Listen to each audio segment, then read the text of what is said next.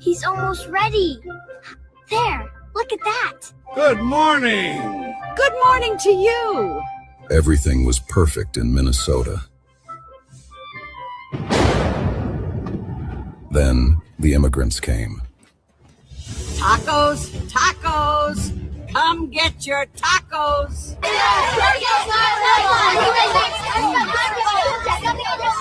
Oh. Alec Baldwin. The illegals are destroying Minnesota. We're going to get them out of there. Tom Hanks. Go out there and try to get yourselves killed by ICE. I will stay here and beat my retard son. Step on Tim! Step on Tim! Step on Tim! One city. One agency. One goal. With Rosie O'Donnell. You, ICE agent. Let me kill you with my car. And in his feature debut, Will Stansel. I came here to study black people and harass ICE. And I'm all out of blacks. 45 days that changed America. Because even ICE melts. Sanctum Films presents Minnesota ICE. How do you sleep at night upholding white supremacy? But I'm black. Nigger! In theaters this summer. Good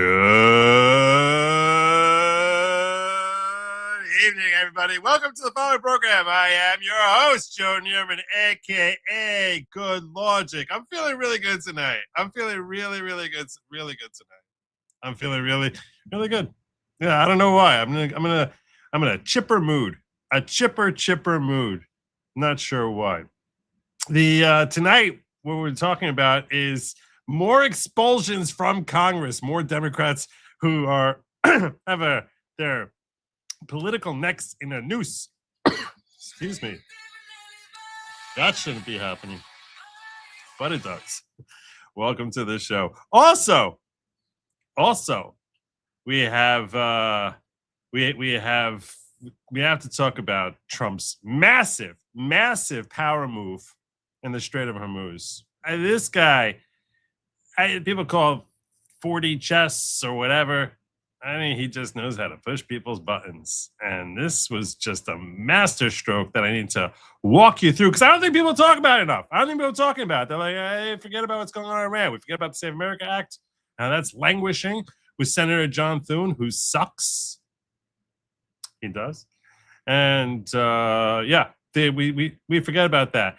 Plus, I have a lot of tiny little stories that I couldn't possibly start to just put in a description. A ton of tiny little stories. And some of them are funny. Some of them are just going to make you laugh. Some of them, well, I actually promised, some of them make this guy laugh. I promised you that, and at least one of them is going to make him laugh. That intro, tonight's intro was in honor of Sin, obviously. Yeah, I noticed that. I'm on the phone right now with my agent because they obviously took my soundbite and put it in that commercial without my permission. So I'm going to sue somebody. Yes. This is insane. That okay? was definitely a very hard R. That was this extremely hard R. Out of the blue too. No one probably. I was like, I had to. I was like, when I saw that one, I was like, I gotta use that Wednesday. What am I gonna do? I got no choice. I had so many good choices tonight. If we hit our goal tonight, which our normal goal is 15 super chats in quantities of $10 or more. It doesn't have to be super chats. We count Rumble rants. I count shekel dollars. Yeah. I count whatever it is, wherever it is. I count that neighbor of mine who always talks about dropping $10 under my table. I paid him in food stamps once. It was the weirdest. I'll take any. Green is green. Green is green.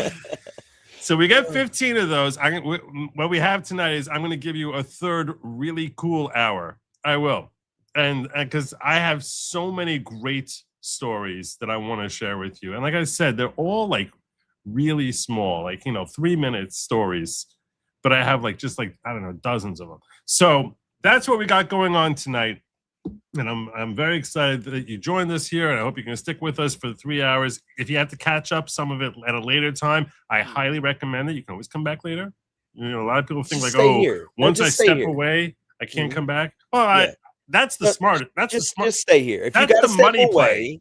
away, put us on your phone and then walk away while watching it on your phone. That's what you do. Yeah, that's what exactly I do. what I'll tell you. When I have those long streams, every once in a while, I gotta use the bathroom. I'll just watch myself. Yeah. No. Like when I say, "Hey, I'll be right back, Joe," I put you on my phone and I walk away to watch you fumble without me. It's very fun. Yes. Yeah, I appreciate that. I appreciate that. I had so many different intros that I was gonna use tonight. So many different ones. One of them that just wasn't even like intended as a joke when it was created, but now is just so funny to watch. You're following what's going on with Swalwell, right? I mean, you've been following that. Yeah, he's. I don't know what you're following. I've been paying attention to the story, but mainly just through the pictures that have been being released. And I've just been going, oh no. Yeah. So you're aware that he first suspended his campaign for governor. Yeah, I got a DM about that. Somebody and said, then stepped out and then resigned from Congress. Mm-hmm. And now there's talk about him potentially being indicted. Yeah. Because you know, of all the raping. He's just doing a little raping. Look, hey, it happens, is what they say in the Democrat Party. You know, so it's a little raping. Yeah, I was covering the Robert Barnes, Alex Jones stuff Thursday, and I think it was during that show somebody DM'd me as like Swalwell has canceled his campaign. I was like, oh, and I just went to Twitter. I just kept like scrolling through the pictures, going, "Yeah, I wonder why." I wonder.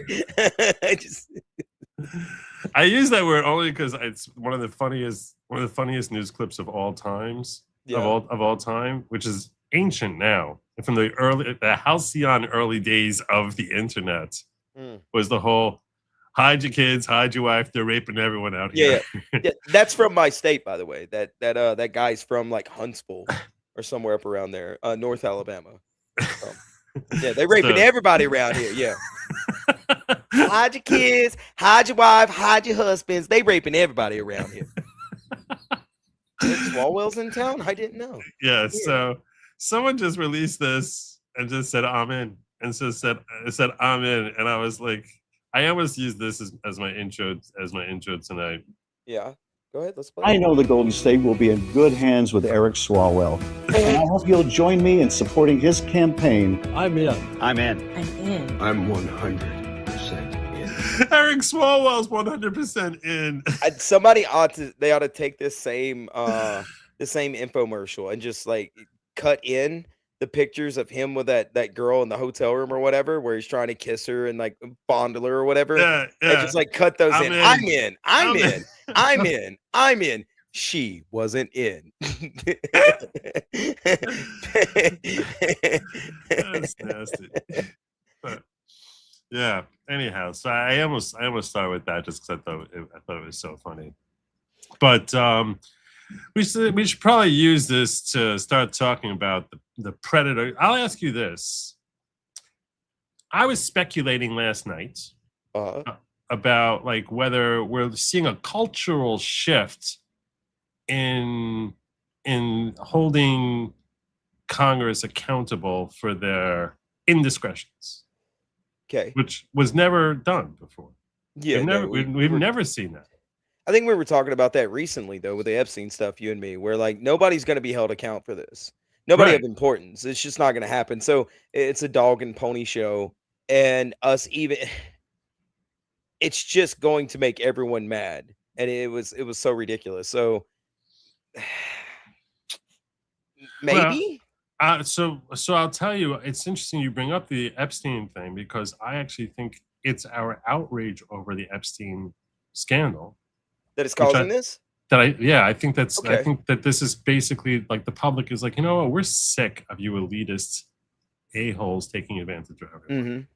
And no transparency, no one being held to account, and that's why there's a renewed willingness to go after these people for their sicknesses. Yeah, they're degeneracy because these are the same people that'll pearl clutch you and moral. I can't say that on the show. Moral f you on their end, and then behind closed doors, they're doing 10 times worse than anyone. Yeah, and I think the public is really sick of it. Like we're really tired of it, and this could be a positive thing to come out of this whole Epstein debacle. Is just the public rising up and saying no more. Like we're sick of this. Do you think maybe though that this could just be red meat to like keep people from paying attention to the Epstein stuff? Because that stuff still nothing's going on with that. Nothing's going to go on with that. Nothing more is happening on that.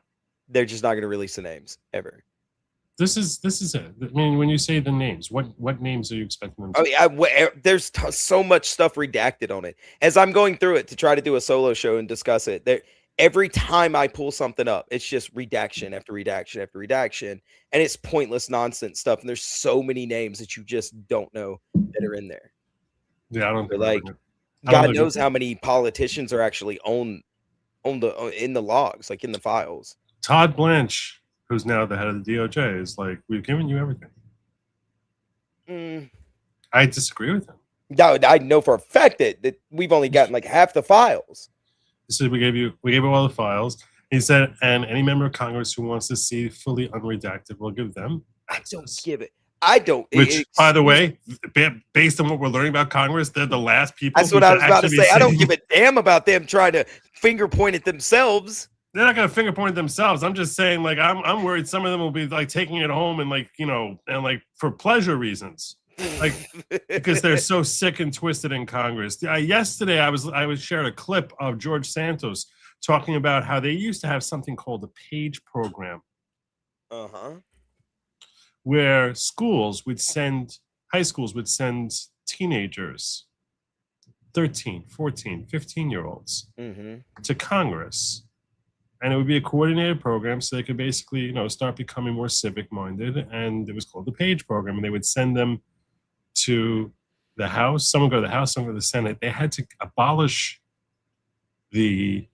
according to George Santos, they had to abolish the PAGE program in the House because too many kids were being molested. I mean, think about what the hell that means. It was like, yeah, I mean, what? Like another Sandusky situation up there, man. It's like, crazy. Crazy, yeah. It's crazy. Hey, that should be like, what the hell? I catch myself saying this on my show all the time about guys that I cover. I'm like, these people are wild. No, these people are wild. This is absolutely crazy. And nobody knows about this. I've never heard anything about the PAGE program. Yeah, you know, and nobody knows. It was going on for God knows how long. Everything gets hushed. And it's all like, no. Well, there was too much, you know, it was all the raping. And the reason why we had to stop it. All the raping. You know, yeah. So that's why I said, who the heck wants these creeps, these perverts, having access to the Epstein files? They're like the last people on earth who should have it. They're basically first of all, they're a bunch of maps themselves. They definitely don't need any sort of reading material. Also, exactly. They're also not going to whistle blow on themselves. You know what I mean? So they know who's in there, and it's always been an open secret. It just always has been. Well, and that makes me look at the stuff that like the Obama hot dog orders and stuff that was going around in like 2016. Now I'm looking at that in the beginning. I've never not looked at it. It's like, well, something's up with that. Like something's the way all that's worded is a little weird. But now bizarre. It makes me look at it and go, yeah, they're right. They're 100% right. Yeah. I just don't even question it anymore. Uzelian says, Joe, and this is a $10 one, says counts towards the goal. Joe, a song for you when you start the straight part of your show for the drunk sin. Straight part of the show. I was drunk last night. Hey. What is this? Nice. This is something I can't share this. What are you sharing? I can't. I just started playing it. And? It's just I don't know. When I get to the Strait of Hormuz, maybe we'll see. It seems like something that I'm definitely gonna I don't know if I can really. We'll see. I'll think about it then. Lady Logic doesn't like when I play like stuff with women inappropriately dressed. Let's put it that way. She gets really annoyed about that. So a Birkin type of lady. I get it.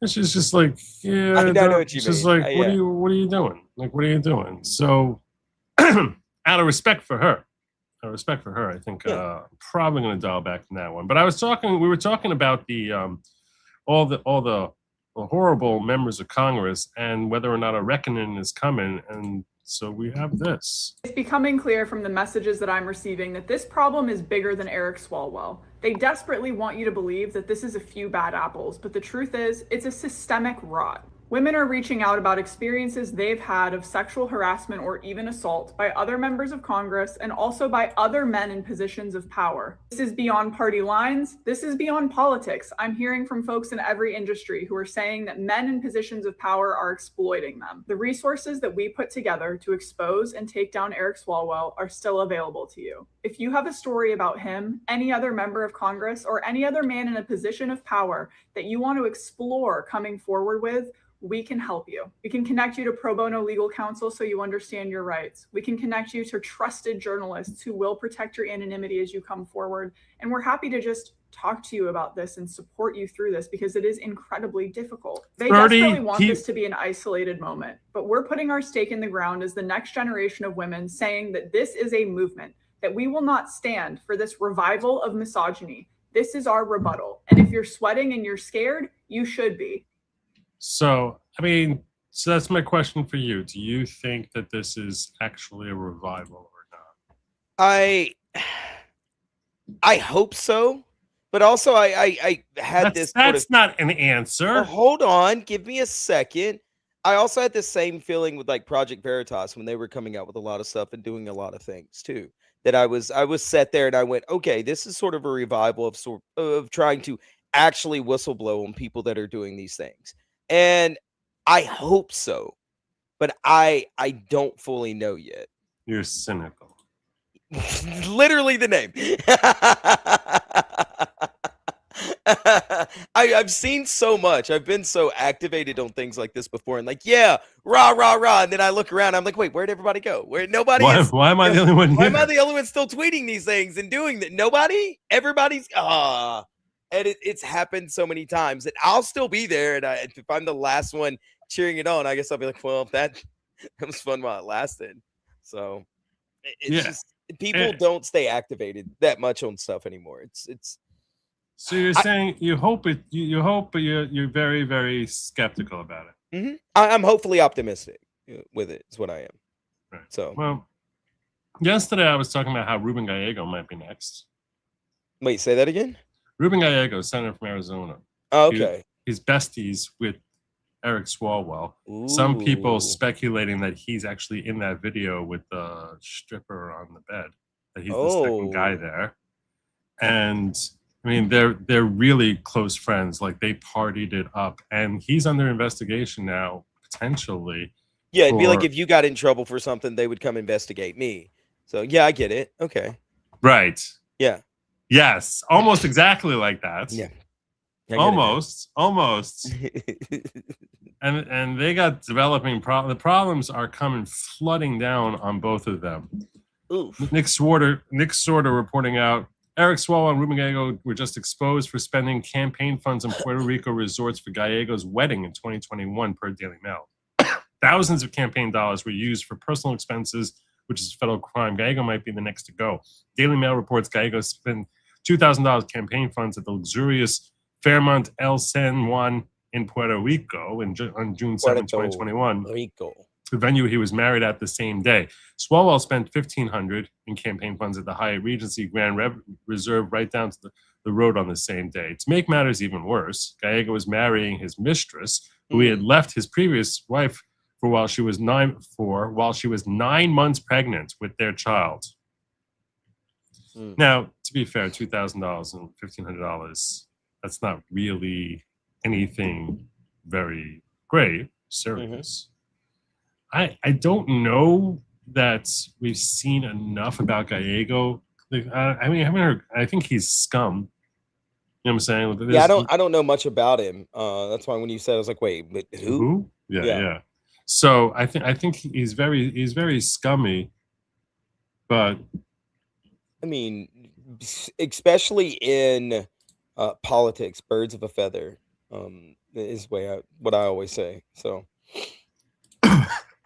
but there are other folks who are in the crosshairs, and so I'll break down some of those for you. One of them is not. This one is not about. This is not one who got tripped up by sex, to sex, like the other two people who can't put their. I don't want to interrupt you, but somebody in the chat said, "Sin, if Joe got in trouble, we'd blame you."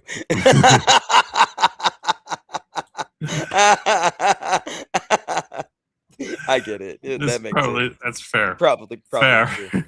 Fair.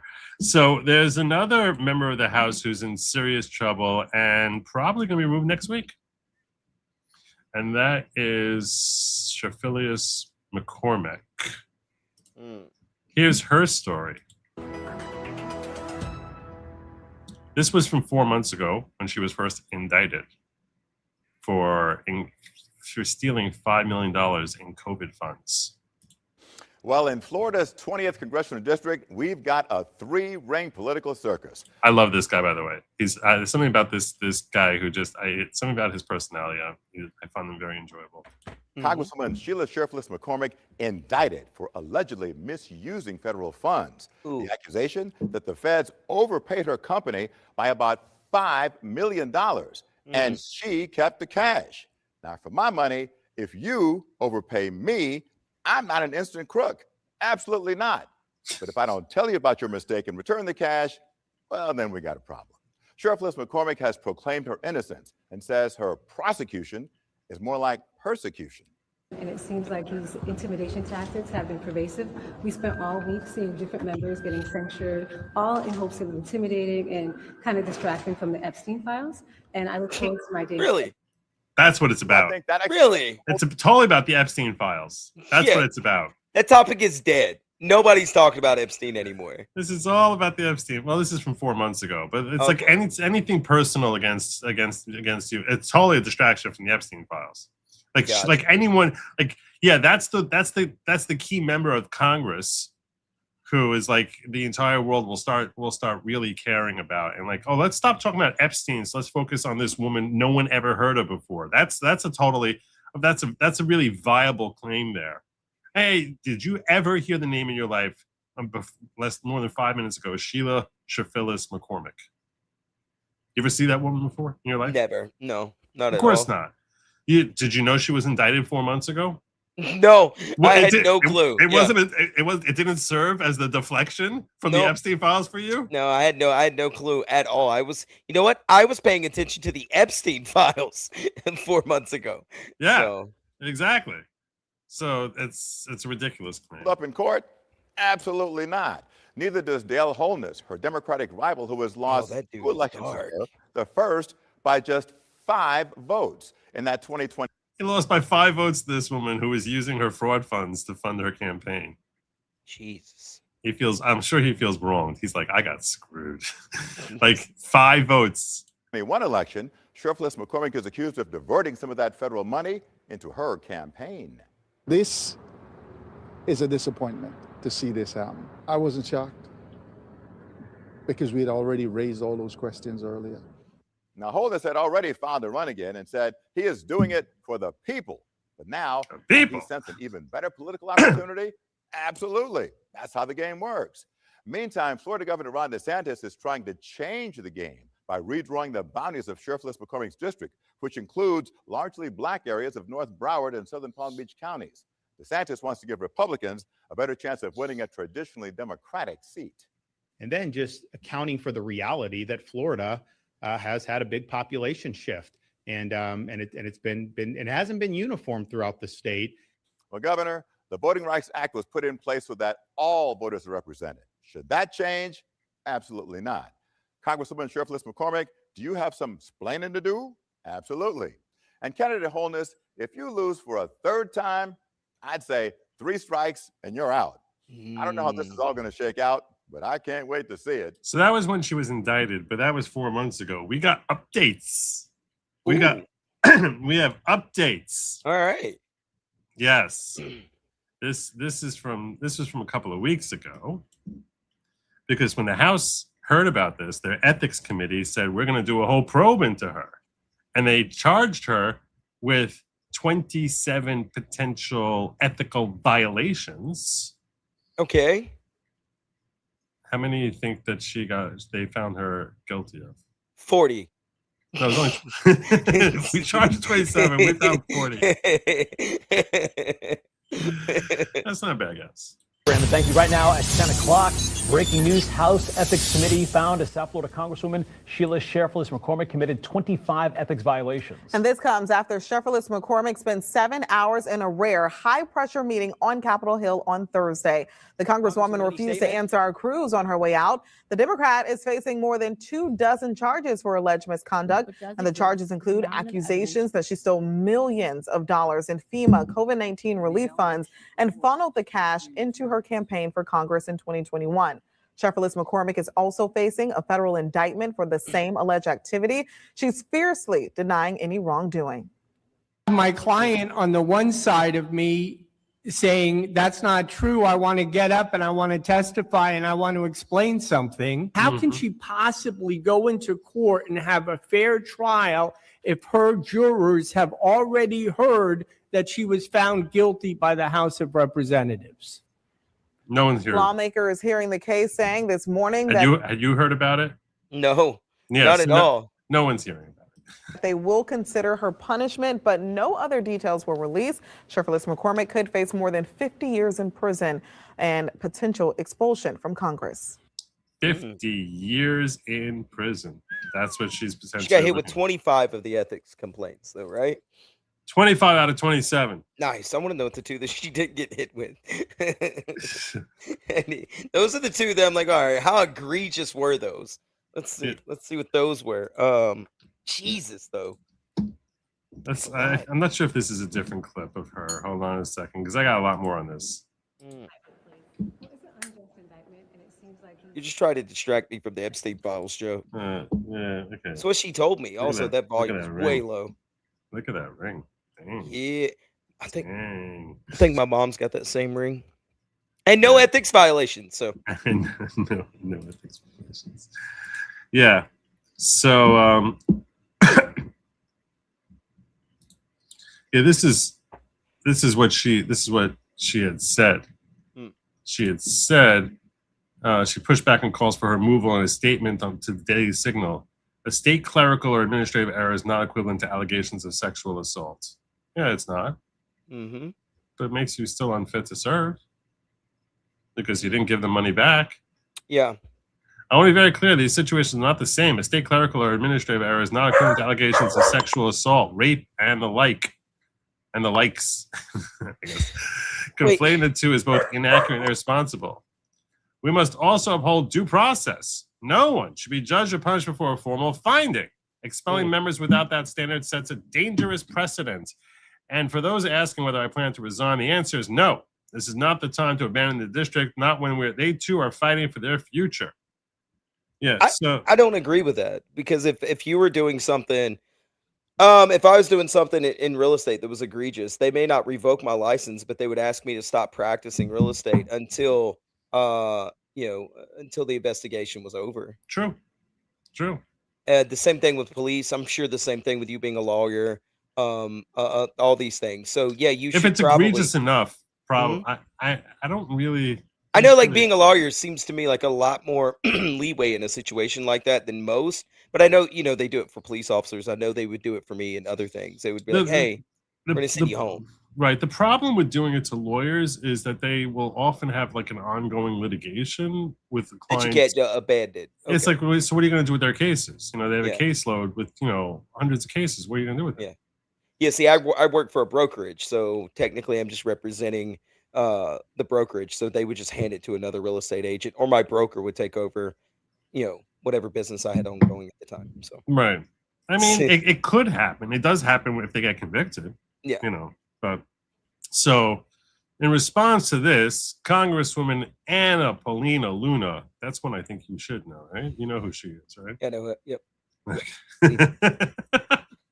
Why do you know who she is? Why? I'm confused. There's no reason, Joe. Okay, I follow politics. Okay.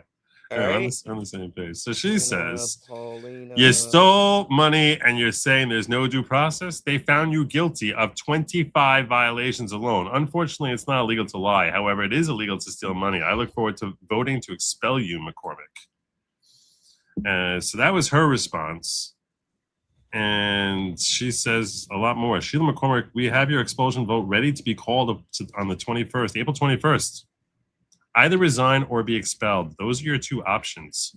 So America's tracking Sheila stole $5 million in FEMA funds, which she very likely did. She very likely did this. I'll be honest with you. Whenever I see Anna Paulina's Twitter profile picture, I don't recognize her right off because her famous "Make America Great" photo shoot that she did. I'm not familiar with that. You're not familiar with that at all? Don't gaslight me. I see it behind your eyes. Dude, you've never seen Anna Paulina in the "Make America Great" bathing suit. No. In your own time, just Google that. All right. So, Nick Sorter reporting out just in. It's not just Anna Paulina Luna. We got Mike Johnson talking about how he look at a bathing suit's my question.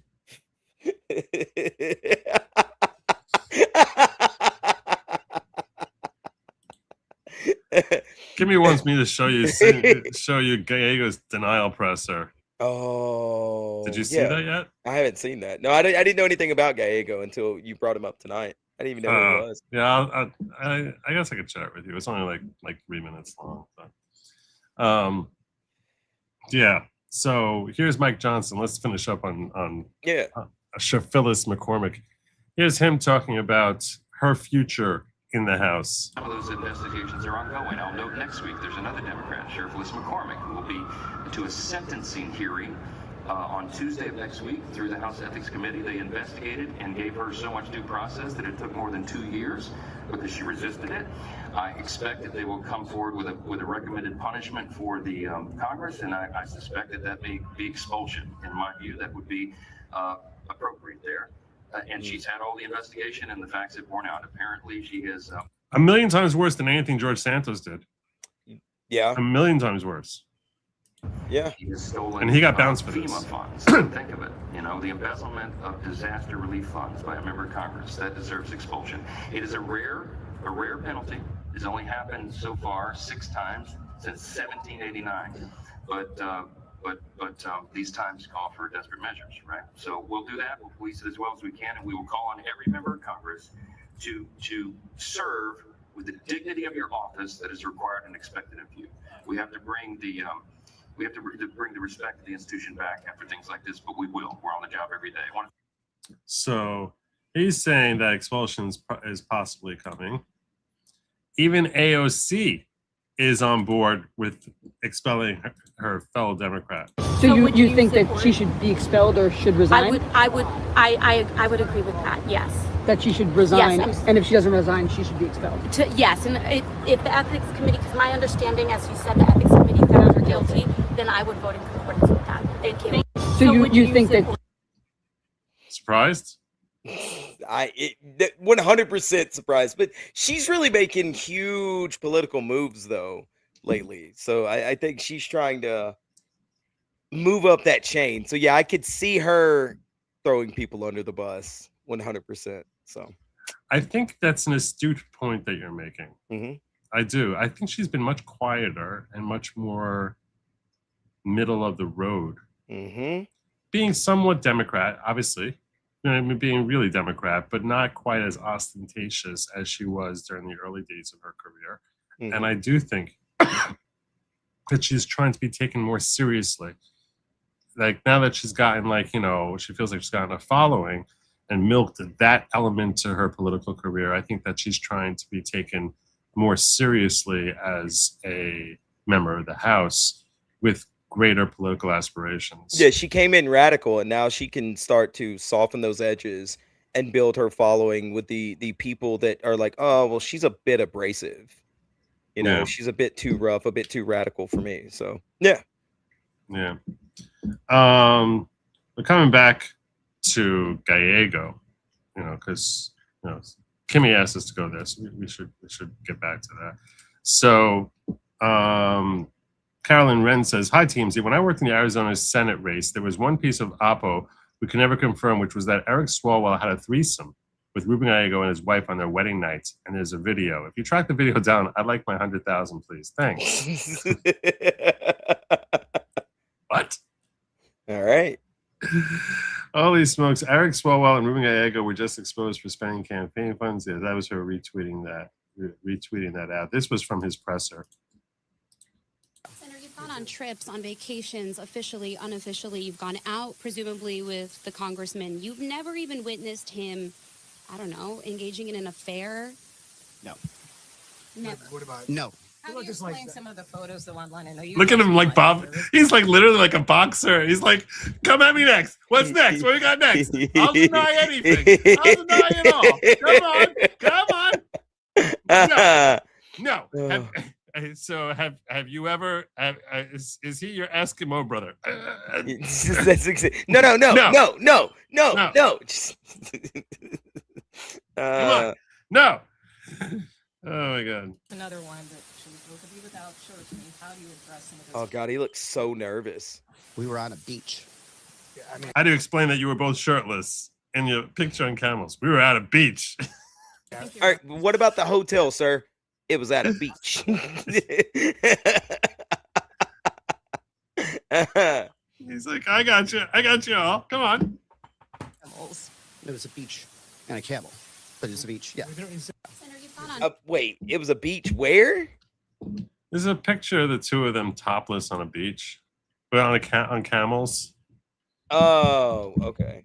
Sir, why were y'all both riding that thing? It would be an odd way of it is the most ambiguously gay thing you've ever seen. I'll find a picture of it here.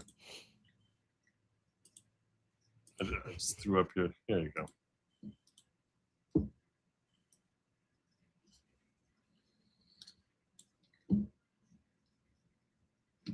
Yeah, that is definitely an ambiguously gay duo. What the I would never take a picture like that ever. Breaking news because the 5 gets results, maybe. Eric Swalwell is resigning from Congress. He said this in a statement. "I am deeply sorry to my family, staff, and constituents for..." That's their disturbing picture. He's like 5'7", this little man. Like Ruben Gallego, that little boxing dude. He's tiny. He's a tiny little man. And you can tell that both of them basically were like losers in high school and college, and then they just basically that's what I suspect. I think they were both losers, and like then they managed to strike it big by making it to Congress, and were basically partying it up. So nice. Yeah, it's still a really gay picture. It is, right? Okay, when are you and me going to take the same photo? I'm going to get somebody to AI this. This is going to be a background to my next political stream. Nope. That's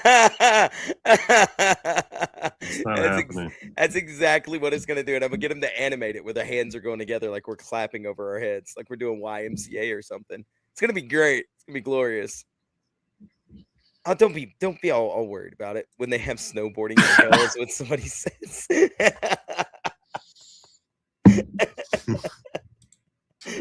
These guys are so weird. All of these people are just stepping on rakes and doing stupid stuff. The lady we were just watching taking $5 million. Like, ma'am, you knew that was a lot of money and way too much money to just be taking. They would have probably let you get away with it, maybe like 500,000 or. I don't think. Okay, I'm gonna be clear. I don't think you accidentally get $5 million. I think you trick them into giving you $5 million, but the state can't prove that you tricked them into it. So that's what I think it is. I don't think this was an accident at all. Yeah, Someone the only happens to thing have that- the good fortune of having the IRS give him $5 million. Please. And if I was a lawyer, my only defense would be a clerical error. I don't think there's any other defense that you could lob out there that would be logical or rational without somebody looking at you, raising an eyebrow and going, really? Yeah. Really? And even that one, they're going, oh, yeah, they just moved the decimal over a few 6 times. Sure. Whoops. Yay. Whoops. Oopsies. It was oopsies. Yeah, okay. But that's Yeah. the only logical defense that you could lodge against it or lob against it. And so, yeah, but like 5 million, ma'am, that was egregious, and you knew it. There's no way you didn't know it. Yeah, it's impossible. Who the hell wouldn't notice $5 million? I mean, I'll tell you Elon what. Musk. I'll tell you what. Like I noticed like $4 today. I'd ordered tea from Walmart. Right, had my groceries delivered. I couldn't find the tea. I refunded it on my Walmart order. It was $3 and like 50 something cents, I think is what it was. I noticed it. Are you one of these immediately. people who's all over your bank account like that? Yes. Oh, okay, I'm not. Well, I mean, some people have money. Some people are, No, I mean, Lady Logic is like that. Yeah, I pay attention to everything that goes in and goes out. She'll be Everything. like, did you charge this for $3.86? And I'll be like, I don't know. Yeah. I don't know. Yeah. Did you charge this up for $47? I don't know. Yeah, I screwed my whole checking account up like a month ago because I forgot that YouTube, whenever you use Apple or something like that, you do super chats. YouTube charges them once in the entire month. They'll give you one charge, boom, instead of $1.99 or $10, whatever, over and over. At the end of the month, they hit you for all of it. And I Right. saw the charge where it had accumulated for the whole month, and I went, I didn't spend this. Where the heck is this? Where's this coming from? And they locked my card. And so I had to go get a whole new card and everything. And I was like, oh, wait, I did do that. I did spend that money. Oh. It's such a nuisance when that happens also. When it's a card that you use heavily, it's very, very annoying. Yeah, Sometimes- YouTube wouldn't let me super chat anybody with the old card. They hot carded it. Maybe that's why X knocked out your account. They were just like, we don't know. who No. the hell I this got is. verified. I still don't know how I got verified on there. I'm not paying for verification. X just verified me out of the blue. I'm not paying them any money. Really? Yeah. Wow. So yeah. What am I paying them for then? Gotta be. Why I am I guess you paying gotta. them? Guess you gotta have a great smile and be charming. Have you tried doing that? I don't. that sounds like a lot of work. So these are not the only folks who are in trouble. Ruben Gallego and Cherfilus-McCormick. Apparently, there are unknown names, and Anna Paulina Luna is like hot. I mean, whatever you were gonna say. I'm sorry. Anna Paulina Luna is actually trying to track them down, and she doesn't care about party. Good. Very she looks rough disturbing. in that picture. Can we put a different picture up while you read this? Because that's no. Don't zoom in. Stop it. Why are you doing this to me? Republicans who led the charge against Swalwell warns GOP Senate leader to look into one of his members. So she's warning the GOP Senate to look into someone, which she hasn't publicized who this is. This is a pretty new report, only came out a couple hours ago. Representative Anna Paulina Luna warns Senate Majority Leader John Thune on Wednesday that he needs to look into allegations against one of his senators, adding that the allegations are, quote, very disturbing. Okay. Last week, Paulina Luna led the charge against Reps Eric Swalwell and Tony Gonzalez, who are both facing shocking allegations of sexual misconduct. Swalwell and Gonzalez both resigned while facing potential expulsion earlier in the week, but deny any criminal wrongdoing. It seems like the Senate has been on its own has its own trash takeout, Leader John Thune. You need to look into the allegations against one of your senators. It's very disturbing. My chief will be contacting your chief, Paulina Luna posted on social media on Wednesday. Wow. Wow. Her post has extra heft given that she suggested Swalwell would be facing serious accusations of sexual assault before the allegations were made public this week, meaning she knows. She doesn't just like throw stuff out. Like she's been right in the past. And now she's got some new target. Paulina shared a post on April 6th saying that former employees were soon rumored to accuse Swalwell. She captioned the post by writing, "If this is true, it's horrifying. It should also be added to the freaks and weirdos currently in Congress. Can you all stop molesting your staff? It's unacceptable, illegal, gross, etc." So Yeah. I'm about to do a conference all call to explain to members on both sides that it's illegal to sexually harass staff and interns. You need to pull your crap together. Stop molesting the staff, freaks, she later added in a subsequent post. So, yeah, she's on a warpath. Good. Somebody should be. Amen. She's actually doing something. Yeah. And then we got one more potential removal. There's someone else. I'm not sure if you ever heard of this person. The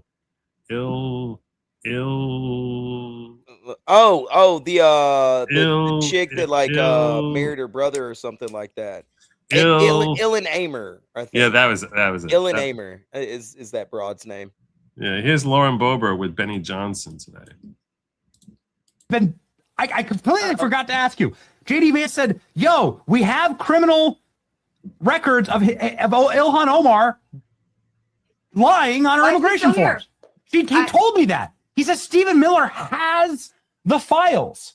What should happen to your bestie Ilhan Omar in Congress? Well, anytime I hear the administration has files, I kind of clutch my pearls and like, wait, what do you mean? Is it in a binder? I don't know. Whose desk is it on? I think that she is another one. A censure isn't enough. She needs to be expelled from Congress. This is immigration fraud. And, it's another well-known denaturalized, secret, right? That's just going to come out. The Democrats are all of a sudden going to say, oh, yeah, we knew, but we needed her then.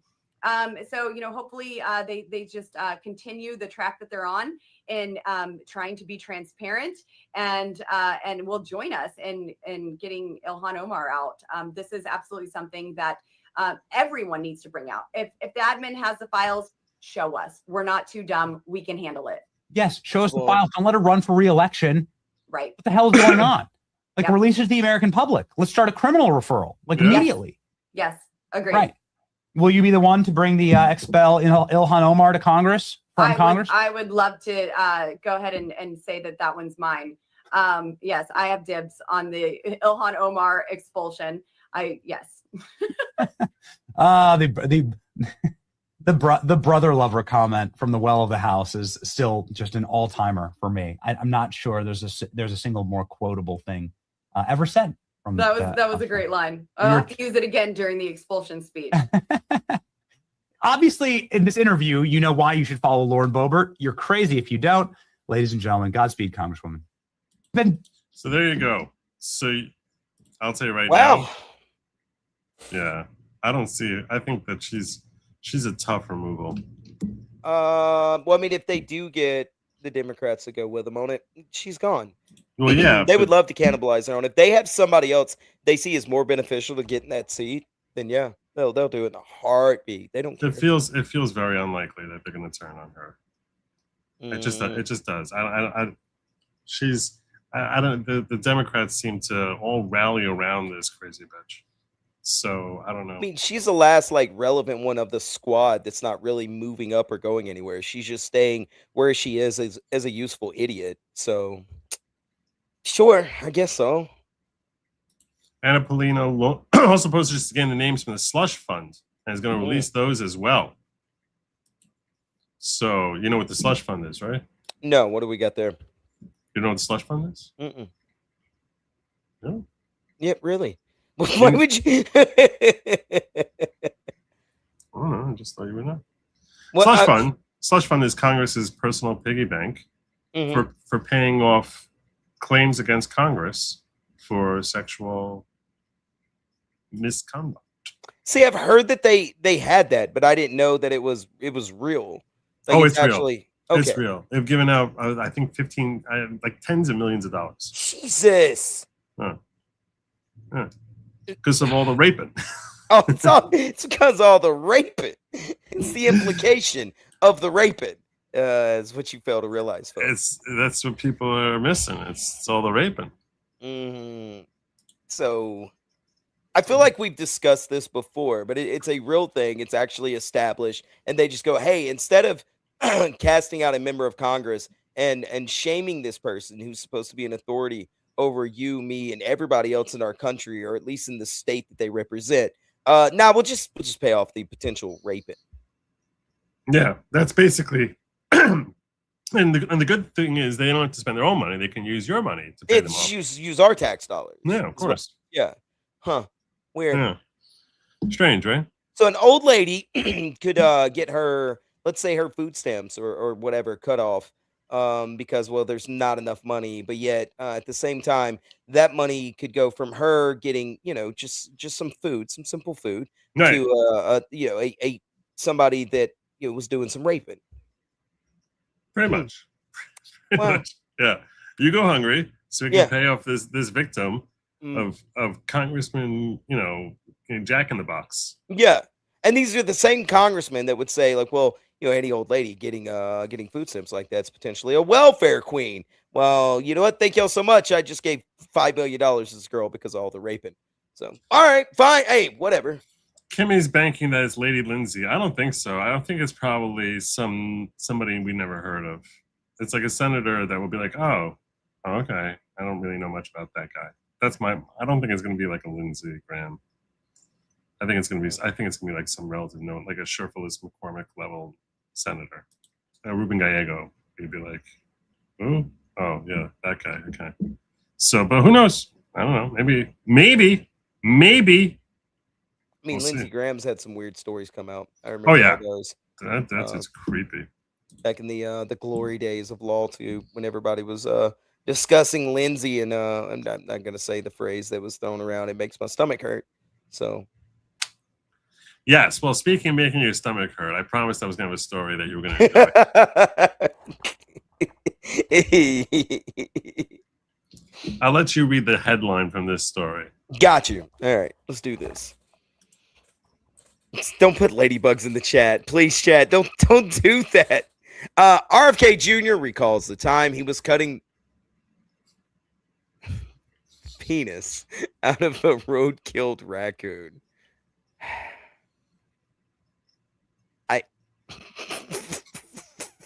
What is this? Joe, I just saw RFK the other day, like hand wrestling snakes in the middle of his driveway. Like, oh, look, everybody, it's a snake. It's no big deal. It's not a big deal at all. I'm RFK Jr. I'm just gonna grab the snake. And now he's cutting the ball or the penis out of a road-killed raccoon. Like, not the balls. Penis, just the penis. And I know why you do that. Like, there's a reason you do it. Is there? Well, hold on. Don't quite. It's either a possum or a raccoon that they use it for moonshine making. Really? I'm pretty positive it's a raccoon penis. Yeah, like there's an actual bone in there, and you use it in your still. You remove the bone. You put it in the end of your still whenever the moonshine comes out, and it runs down that, and it'll make a straight line into your jars instead of like just flowing everywhere. Yeah. This is not true. It is 100% true. Okay. It is an old Southern tradition. HHS Secretary Robert F. Kennedy has added another tale to his lengthy list of odd animal carcass interactions. Yeah, I love the tone that you have now. Wait, you've never made moonshine with your grandpappy with a raccoon penis, Joe? No, that's not. You city boy. That's not on my. Yeah, obviously, city boy. The secretary has told a number of odd stories about his dealings with animals, including the viral Central Park bear cub bombshell, where Kennedy admitted he was responsible for staging the shocking scene of a dead cub in New York in 2014 after he picked up the bear, which he said a woman had hit with her van.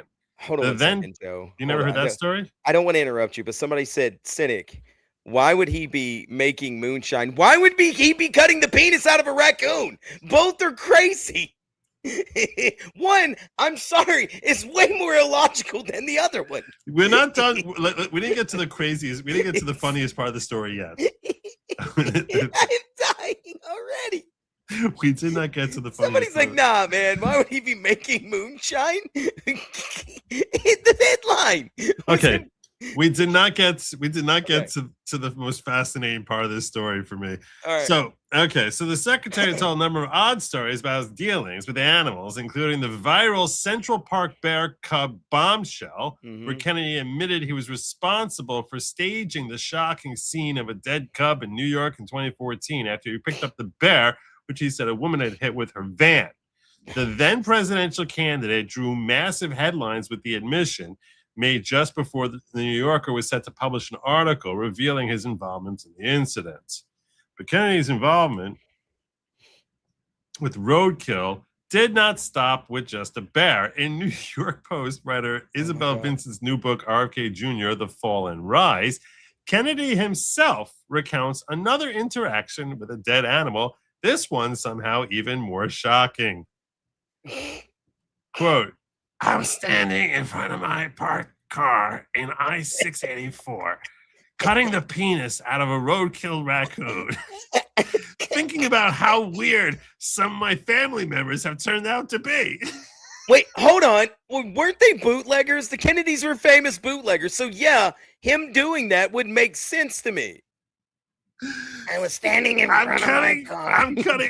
I'm cutting a raccoon penis. So I'm hacking through the raccoon penis, thinking all about how weird some of my family members are. Jesus. Yeah, you guys are weirdos. Give me a second, honey. I gotta finish. Give me a second, honey. I'm cutting this coon's pecker off. How is that possible that you're left like that's the time? It's like that's the backdrop. So you can't just say, I was once thinking about. No, I was busy cutting a raccoon's penis, a roadkill raccoon's penis off. Why would someone? Oh my God! Oh, you're not a country boy. I mean, you're just not understanding the use of coon peckers. You've eaten coon, haven't you? I have had raccoon and possum. Yes. Possum's greasy. Raccoon's gamey. What? Bones are sometimes referred to as toothpicks or Alabama toothpicks. The last one I've never heard. Okay, but yeah, no, I've. The HHS secretary made this stunning comment in relation to his brother Douglas Kennedy and cousin Bobby Shriver. It seems Kennedy was focused on discussing his thoughts surrounding family relationships rather than the odd setting in which those thoughts occurred. Like, it was no big deal cutting off the pecker, but Bobby is such a card. You should have known Douglas when we were younger. He's a weirdo. He's a weirdo. That's a nice coon pecker, though. He pulls it out of his pocket. God. Pick a peck. Of raccoon peckers is what it would be. Raccoon peckers. Yeah. All right. Well, Kennedy claimed he took the genitals to study them later. Okay.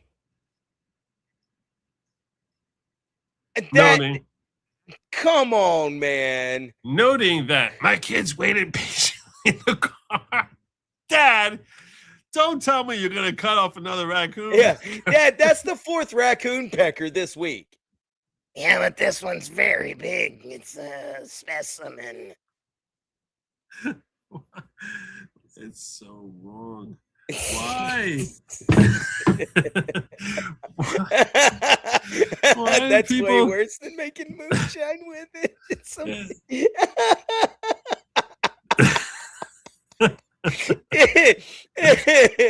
How many coon peckers are you studying? Because you look, I don't know if you've known, like you've done any science experiments, right? But you can't just have one coon pecker to study. At that point, you're just looking at it. You would have to compare it to other coon peckers in your collection. Once is an accident, twice is a crime. Twice a crime, right? One coon pecker, shame on me. 47 coon peckers, shame on you. Oh my God. His affection for roadkill has previously been well documented. Kennedy told reporters in the wake of the Bear Cub story, "I've been picking up roadkill my whole life. This dude will never be president after this story. I have a freezer full of it." Why? I keep them all next to the heads of my victims. I like RFK Jr., but this is weird. Yeah, the only reason why people would never vote for him before the coonpecker incident would be his voice. They just couldn't listen to him. But after the raccoon pecker story, you can't. You'll be memed to death. A freezer full of roadkill. There's more. Sorry. But wait, there's more. I also collect possum peckers and squirrel nuts. Squirrels know to stay off my block. At least the metal squirrels. He just has like tons of just squirrel skulls on little spikes around his yard, like an old medieval castle. Like I said, I like RFK Jr., but this is weird. This is really weird. The secretary also previously faced a federal investigation after he beheaded a whale with a chainsaw. Okay. What the? Reportedly decapitating a whale carcass he found on a beach near Hyannisport, Massachusetts. His daughter, Kit Kennedy, claimed her father used a chainsaw to remove the whale's head, later strapping the head to the family minivan for the 5-hour drive to New York. How? And nobody stopped him. Nobody stopped him and said, "Excuse me, sir, why have you got a whale head on top of your minivan?" I mean, he's really strong. How do you lift a whale head? A whale? Can you imagine how big a freaking whale head is? Oh no, I mean he's pretty jacked, bro. I know he's jacked, but come on, it's a whale head.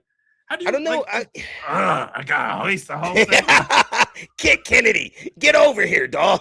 I need your help getting the straps on. Somehow, like whenever I hear people doing RFK Jr., I think of Krusty the Clown. It is pretty Krusty the Clown. Yeah, It you is. gotta hit that and then pull it back just a little bit. Yeah, that's Take the your Brooklyn delegate. part out of it, but yeah.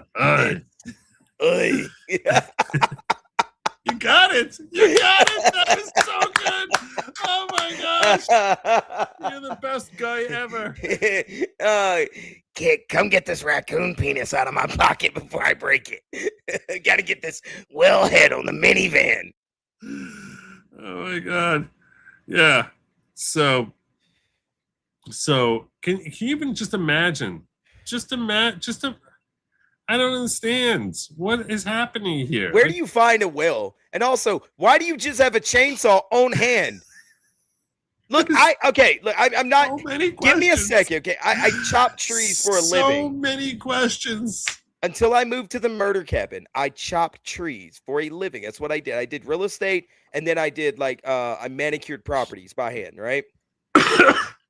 I have axes in my trunk right now. They're in my trunk. They're like camp axes, boy axes, things like that. They're small axes in case I was like, oh, I'm gonna take my car today. I need tools. I don't just have a chainsaw on hand though to lob the head off of a whale. Well, you're not Bobby Kennedy Jr. So what can I tell you? Well, I'm gonna have to start collecting more coon peckers. Is what I'm gonna have to do. Apparently. So the probe was later dropped. So there you go. So we got the bear cub, we got the whale head, and we got now the raccoon pecker. Yeah, I need to know what he's doing with possums. I'm concerned what he's doing. He's a freezer full of roadkill. Roadkill. My wife goes, you know who what? Who doesn't? You can't have blue number 4 in your food, but let me tell you about this freezer full of roadkill. Okay. I like when the wife goes away for the summer and I'm home, I'm gonna tell you some of this stuff might You're gonna age. collect coon peckers? Is that what Some you're of the gonna stuff do? might age. I can guarantee you. You come into my house at any day or night. You're not gonna find any roadkill in there. No, in the freezer? No. No. Well, maybe in the outside freezer, right? In my No. shop, I might. No. You know, I mean, in my You outside Southerners freezer. eat such weird food. No, like that's just one of those anything. things. You're practically like Asians. It's amazing. Don't be racist. Calm down. It is. It's like the only thing. All I've got in my outside freezer are pecans and frozen pizzas. Okay, calm down, and a couple possum heads. But that's for good luck. You would eat bobcat, right? Probably not. There's not enough meat on it. But yeah, if you offered it to me, sure. So how's that different from eating cat? Well, I mean, I'm not gonna eat a domesticated cat. They're not eating like natural foods. This is what I'm saying. You would eat coyote, wouldn't you?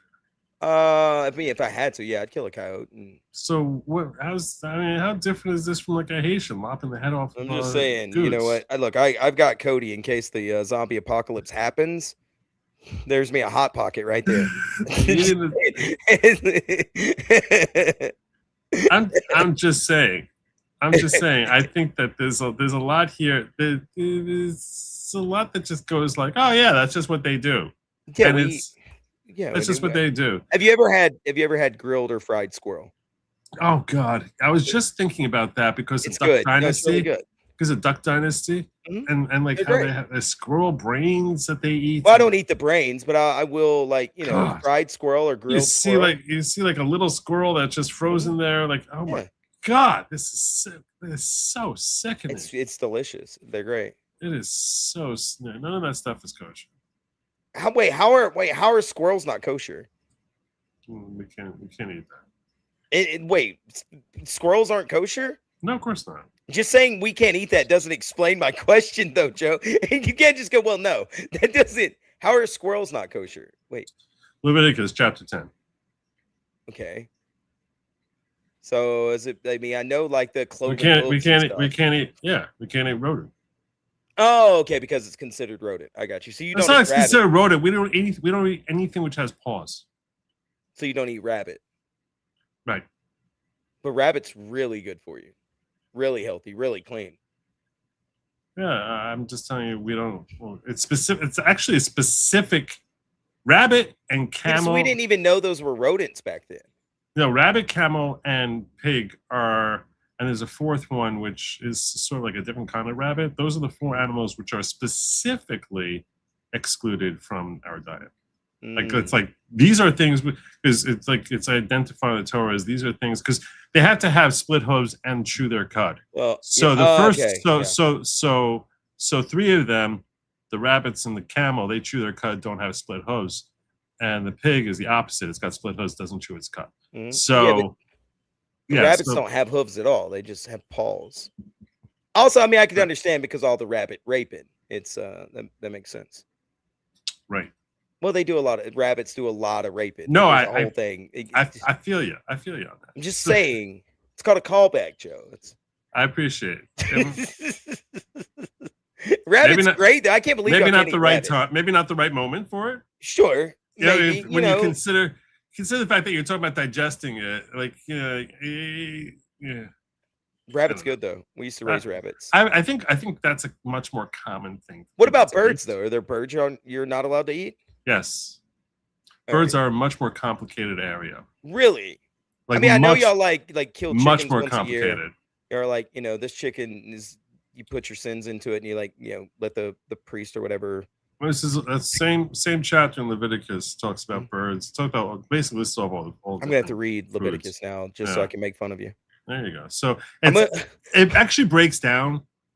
There's a whole complicated thing with respect to birds. I'm not going to really get into it, but the best synopsis I've heard is predatory birds. They're killing the squirrels. They're killing the rabbits. Yeah, that's what I'm saying. They're killing. I was thinking you are so dumb. Oh my God! They killing the squirrels. They killing the rabbits. So I was like, you're pretty much like the pasty version of a Haitian. I'm just saying. I get that. Well, I mean, a country boy will survive. So yeah. And something happens. Frogs, I've got a frog gigging kit 100 yards away from me. But these are so we don't eat shellfish also. But it basically boils down we don't eat predatory birds. If you this profile picture right here, those are frog giggers. Those are frog gigging spears in my hand in the profile picture. I don't know what a gigger is. It's what you use to hunt frogs. Why? Because it's 3 prongs, and you put them on the end of a spear, and then you stab them with it, and it holds them there, so you can collect them and put them in your bag. Then you go home and clean them and eat the. Wait, do y'all eat frog? No. Why? Frog legs are good, man. What about raccoon penis, though? What's the Jewish rules on that?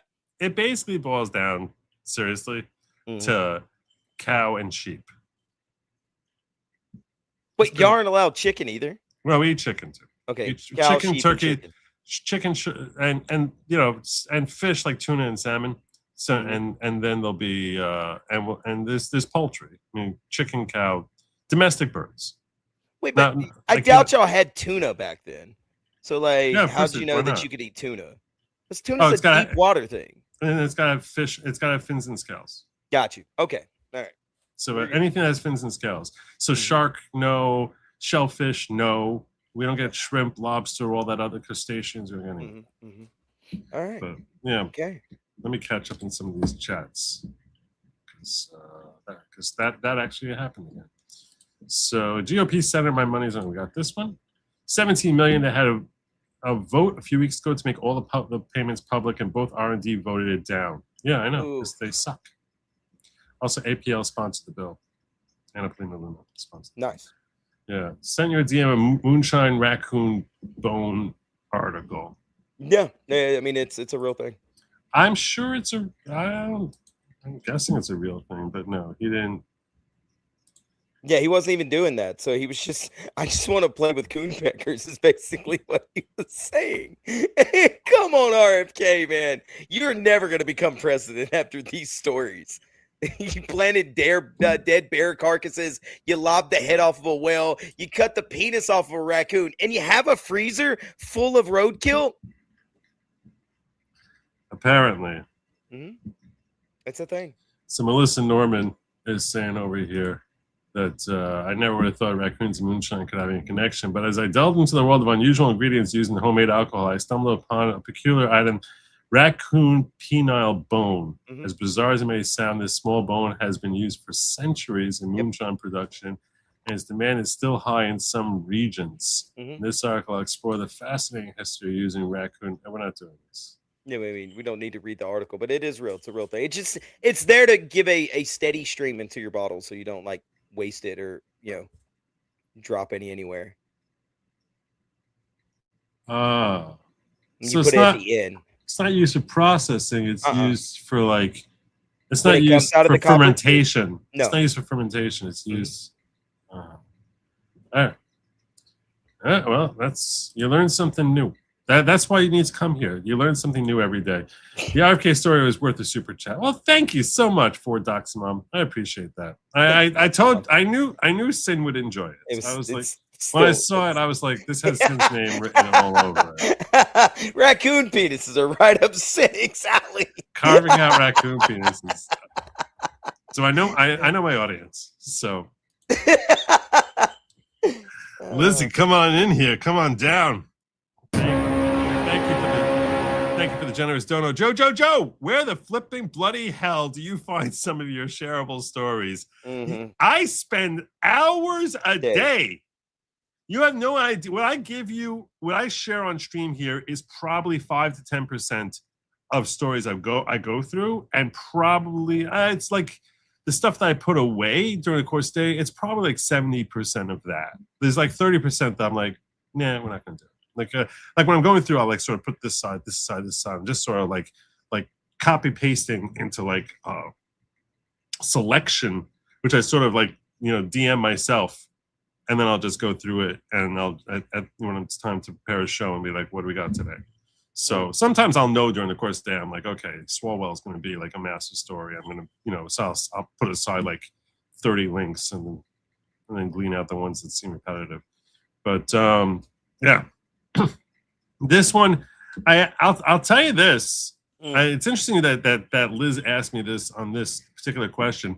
This site, I noticed that Tim Pool uses this site a lot. Mediaite. Mediaite, okay. Mediaite, yeah. And I was like, I'm going to start trying to use that more as a resource because they actually go through stuff that's online and sort of find interesting little stories. So they're actually a source that I think I'm going to be using more. There was that other one I used to use that would give you the different sides of the story, like if it's left leaning, right leaning, or central. I forget the Ground News. Ground News, yeah. And then they started charging exorbitant prices for it. I was like, nah, I'm out. No, thank you. How much is exorbitant? What's it up to now? Last time I looked, I forget what it was, but I looked at it. I was like, nah, no, thank you. I'll just use the free version as much as I can. So, yeah. Thanks for that, boys, and you're welcome. I appreciate the super chat. Do what we can. It's known as stabbing cabin in these parts. Sin. No, it's not. It's just a murder cabin. It's not. There's no stabbing. Okay, I am a good boy. All right. Don't me like that. Dismissively. The stabbing cabin.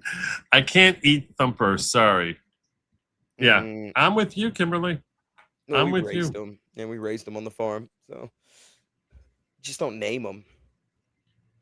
What? You know how like when I was dating to get married, so I ended up going out with like 86 girls. For the very first girl that I was set up with, very first one, the cute blonde, curly hair, and I was in the middle of telling her a story. Right now, see, Sin would appreciate this in ways that many of you probably couldn't fully appreciate. When I'm doing something like what I'm doing right here, right now, Sin knows I really don't want him to interrupt. Like I was like, when I'm going with something, just let me finish my thing because I just want to finish my thing. Don't interrupt. So he knows that. Like I told him that before the first time I ever brought him on here, and he's amazing about it. He's great about it. So I was in the middle of doing that sort of thing where I was telling what I thought was a cool story over to my date, driving along, and I started telling her this story. And it was about some car accident I had, like a crazy car accident I had. And I'm going on and on in detail. I'm building up the whole setup. And she cut me off. Which yeah. And she goes, why would anyone become a veterinarian?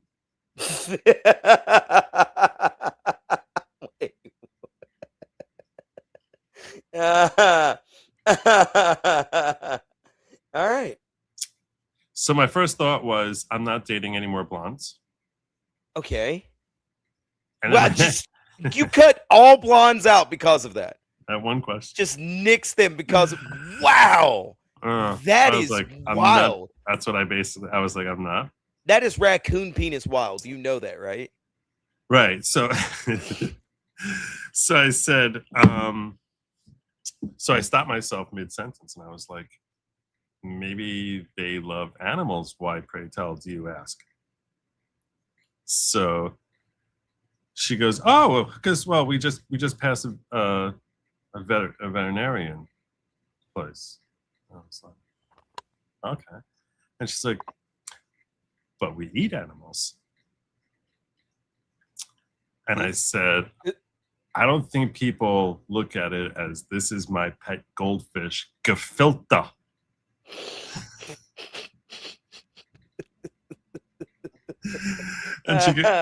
And she starts laughing. She's like, you're funny. And I was like, okay, I'm really not dating blondes anymore. Just the entire. When she finished, we're like, you're funny. She's like, I'm not. But yeah. Anyway, I did end up going out with a few more blondes. But. Oh, so you broke your own rule. Okay. Yeah. Well, that's how it is. If they're, If they're what, Joe? If they're worth going out with, you know. Yeah. All right. What? Yeah. If they're, what? I'm just asking questions. I'm just asking questions. I'm just saying. Like, I was like, I didn't want to be racist. Yeah,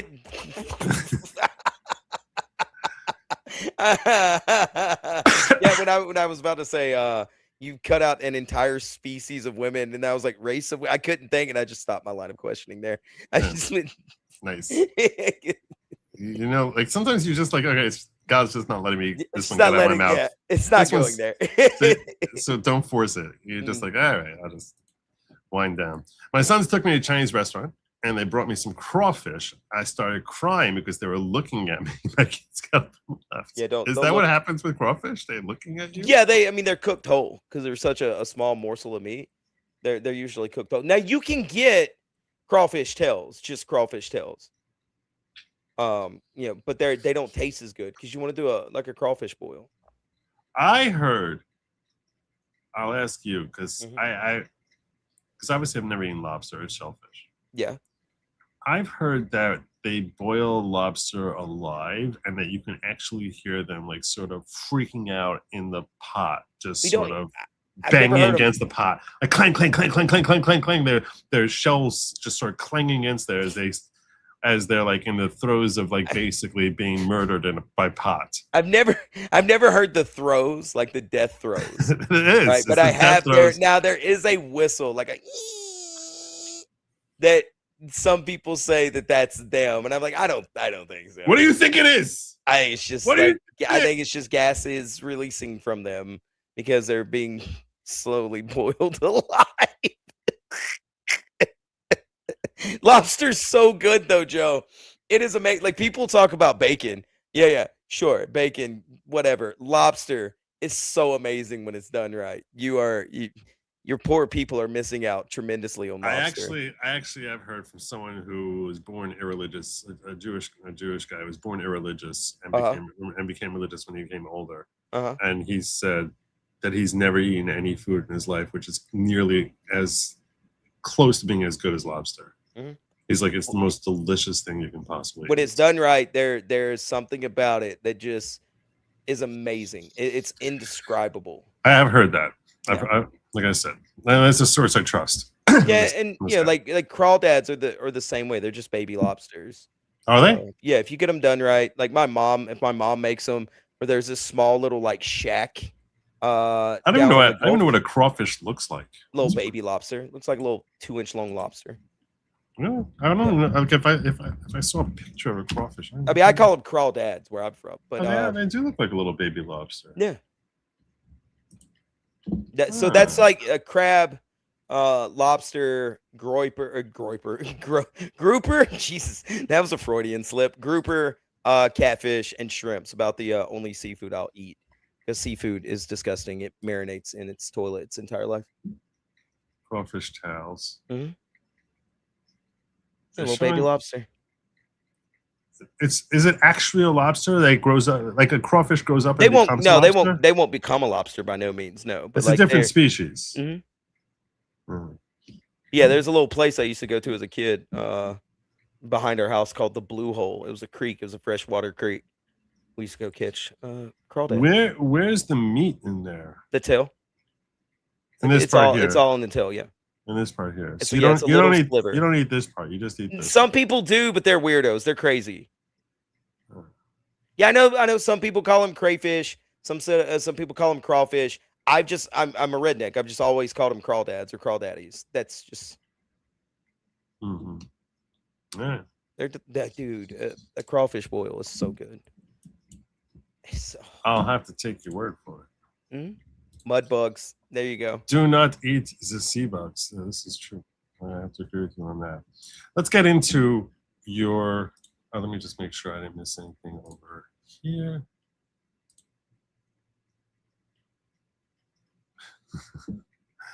This is a picture that fans shared with me, which I think is funny. He shared this over in Locals. So I'll share this with you because I think this is funny.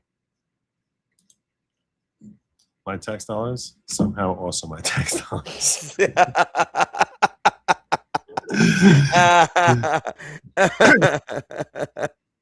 It's all true. It's all true. I mean, just Uzan says, Joe, can you eat alligator? I know Sin does because it's amazing. Yes, you do boil alive, and no, there's no death throw. Elk is better than lobster. Elk, I think, is kosher. It is. I was actually looking up kosher stuff. So alligator's not. Parts of the cow aren't even kosher, which is that is true. That is true. We don't eat what's called the gid hanasha. I'm sure there's a word in English for it. So not kosher would be the loin. You can't have the tenderloin, bro. Sirloin, rump, flank, or heel, which I don't eat the heel. What are you talking about? That's weird. So Yeah, the portion that we're not allowed to eat is the rear end. It's all rear. Is that what it But, is? yeah. From what I'm looking at, it has like a map of a cow. No, okay. The back end is all non-kosher. You can only So so this is like one that like you sort of just like, okay, God's asking us not to do it. I can't really understand this one. But there's a portion which in Hebrew is called the Gid Hanasha, which is like basically a vein that runs along the back thigh of an animal, which we're not allowed. Which is the area that when Jacob was fighting with an angel, that he got hit in that portion. And right after the telling of that story, the Torah says, and that's why you never eat from the. That's why you'll never eat from the Gid Hanasha. Why? Because he got hit in the back thigh. Like that's the back of the thigh, yeah. And I don't understand why his sustaining an injury there. I'm not gonna pretend to say that I understand it, but Torah tells me not to. I was about to say, you're gonna tell me no Jew stood up. I was like, isn't that silly? That's a little silly, right? No, nobody. Like, you know what? God knows better than I do. So I don't pretend that I need to understand something in order to just basically. Gotcha. Yeah, blind faith. I get it. Yeah, exactly. Zelian says, Joe, can you eat alligator? I know Sin does because it's amazing. Yes, you do boil it alive. No, there's no death throw. Elk is better. So I just didn't answer, though. The alligator, no, we don't eat alligator. I basically covered all the animals we eat. We eat poultry. And even amongst poultry, like there was oral tradition which told us which types of birds are kosher. It comes out that kosher birds have an imbalanced shaped egg, meaning it's round on one end and pointier on the other. Predatory birds have, like ostriches or whatever, they have perfectly round eggs. Okay. And then you have like vultures, also predatory. They have like 2 points, points on both sides. So kosher birds tend to have like turkey, duck, geese, chicken. They're pointed on one end and rounded on the other. So, hey Lily, still love you too. 37 months. My God. God bless you. God bless you, Lily. Thank you. So let's move on to your. This is one you're gonna like because it's your guy, Tommy Tuberville. Yeah, let's go, Tommy. Let's do this. GOP senator argues his party deserves to lose the majority. We've gotten one bill passed. Senator Tommy Tuberville, Republican from Alabama, joined Benny Johnson's podcast on Wednesday, lambasted his own party, even going so far as to suggest Republicans do not deserve to keep the majorities in Congress. You know what would happen if Tommy Tuberville ran the show? And you will in Alabama. You know what will be happening in order to preserve our culture here? Asked Johnson in a conversation about Preserve America First. Well, we again put our priorities in the right place, which are not in the right place right now. Forget everything in the background. Let's look at the guy that got 80 million votes that weren't Democrat or Republican. They were just Americans. They didn't vote Republican or Democrat. Tuberville replied, adding, everything that goes on up here, Benny, is about, we've got to get reelected. We've got to keep the majority. Well, hell, we ain't done anything in the majority. Why should we keep the majority? We ain't done anything in the majority. Thank you. We got one bill passed, and that was President Trump pushing and pushing and pushing, and it took us 18 hours to get Republicans to vote for it. 18 hours straight on the Senate floor, and it's embarrassing they were up here raising money to continue with the same people being up here. It's just nonsense. It's really nonsense. And again, I meet with people. I meet with pharmacists that are going under because of PBMs, which is basically a federal government giveaway and theft ring. They've taken money from our pharmacists who are going under. And in my state, being a rural state, our pharmacy is the hospital, doctor's office, the meeting place for these rural areas. So we don't look at little things. We look at the big picture instead of looking at the small things around our country that we're losing. And as you said, we've got these third world people coming here, these Muslims. Now, wait a minute. They call it a religion. What religion do you know that says if you're not in our religion, we're going to kill you? We want you dead. I mean, that's not a religion. That's a cult. And they took it over. They took over Europe. It's gone. They're coming here by the thousands, and nobody's worried about it. He's not seeking re-election. Otherwise, he wouldn't be talking about Muslims. Right? Right? Yeah. No, I mean, he definitely wouldn't be doing the open secrets. Hey, Tuberville's always pretty much set it straight since he's been in office. It's true, though. It's 100% true. They get up there, they try to do something for what seems like a month, and then it's immediately on to the next election cycle so they can stay in office and do whatever insider trading or nonsense that they want to do or have done. And they never do anything. It's insane. The uniparty is real. I'm sorry. It's been that way as long as I can think of it, since I've been paying attention to politics. I go, well, they're just not. They're not doing anything. They're not doing anything at all. It's always gridlocked. It's always government shutdown. It's always something or some reason. It's crazy. You know, I yesterday I covered a story, which I probably should have saved for today for you, because some people, because this is a Christian related thing. I was talking about the Pope yesterday. Oh, okay. And there was this feud that's been going on with the Pope. And, well, anyhow, I'm just going to ask you, did you hear about Trump's whole potentially blasphemous post that he put out? No. What do you do that was blasphemous? Some people are calling it blasphemous. I put up a poll yesterday. 26% of my audience thought it was blasphemous. AI image of himself. So I'll get your opinion whether you think this is blasphemous. Okay.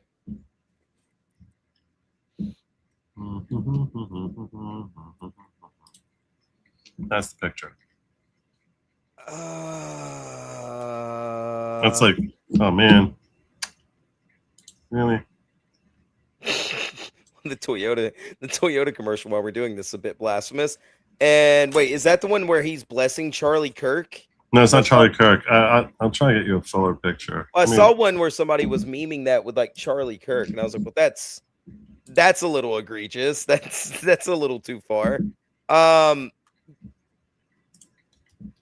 Oh man, this is a landmine of a conversation to step on. No, my audience is split on it. So whoever, it's not like it was overwhelming. Like I said, it was 74-26 yesterday. So the way I was raised when it comes to that, I would first of all I need to see the full picture. But based off of it, in order to be blasphemous, you have to be belittling the Holy Ghost or belittling God in some shape, form, or fashion. So yeah, you would need to be mocking or doing something like that in order to mock. And I don't see that. There it is. Yeah, I don't see that in this picture. He shared that out, and then he got a lot of flack. Yeah, I don't see him. It's not a good look. It's not a good look, no. But at it's the not very him. At the very least, it's not a good look. Yeah, I agree with that. What was your opinion on it? Oh, I didn't weigh in on my personal opinion as whether or not I was blasphemous. Because I'm not Christian, so I'm not gonna sit here telling you this is acceptable or unacceptable in boundaries of Christianity. That's what I was about to say. If he's not representing Jesus and he's not representing God in that picture, but he could be representing himself as a saint or somebody holy, that doesn't in and of itself become blasphemy. Like I said, it's to belittle the Holy Ghost. So some people could see it as pure blasphemy or blasphemous, and I don't think I would argue against them on that. Right. I really don't. So you don't want to weigh in personally, though.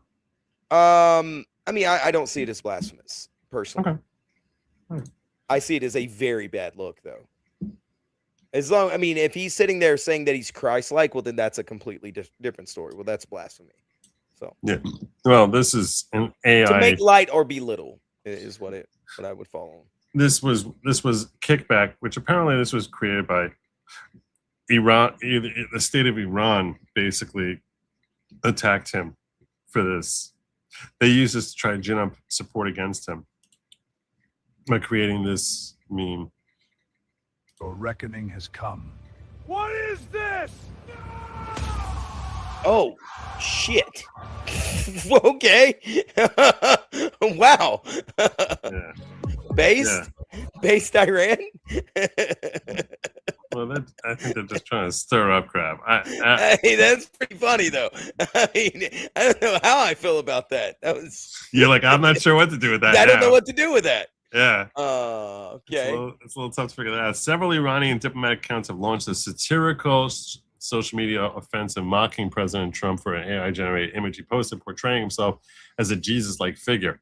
Controversy started after Trump shared an AI-generated picture on Truth Social showing himself in flowing robes, placing a glowing hand on a sick man in biblical style. April 15th, the Iranian embassy in Tajikistan shared a modified version of the viral clip, adding a new dimension to the already heated online discourse. In this edited version, a furious Jesus is depicted attacking Donald Trump, a stark reversal of the earlier AI-generated imagery.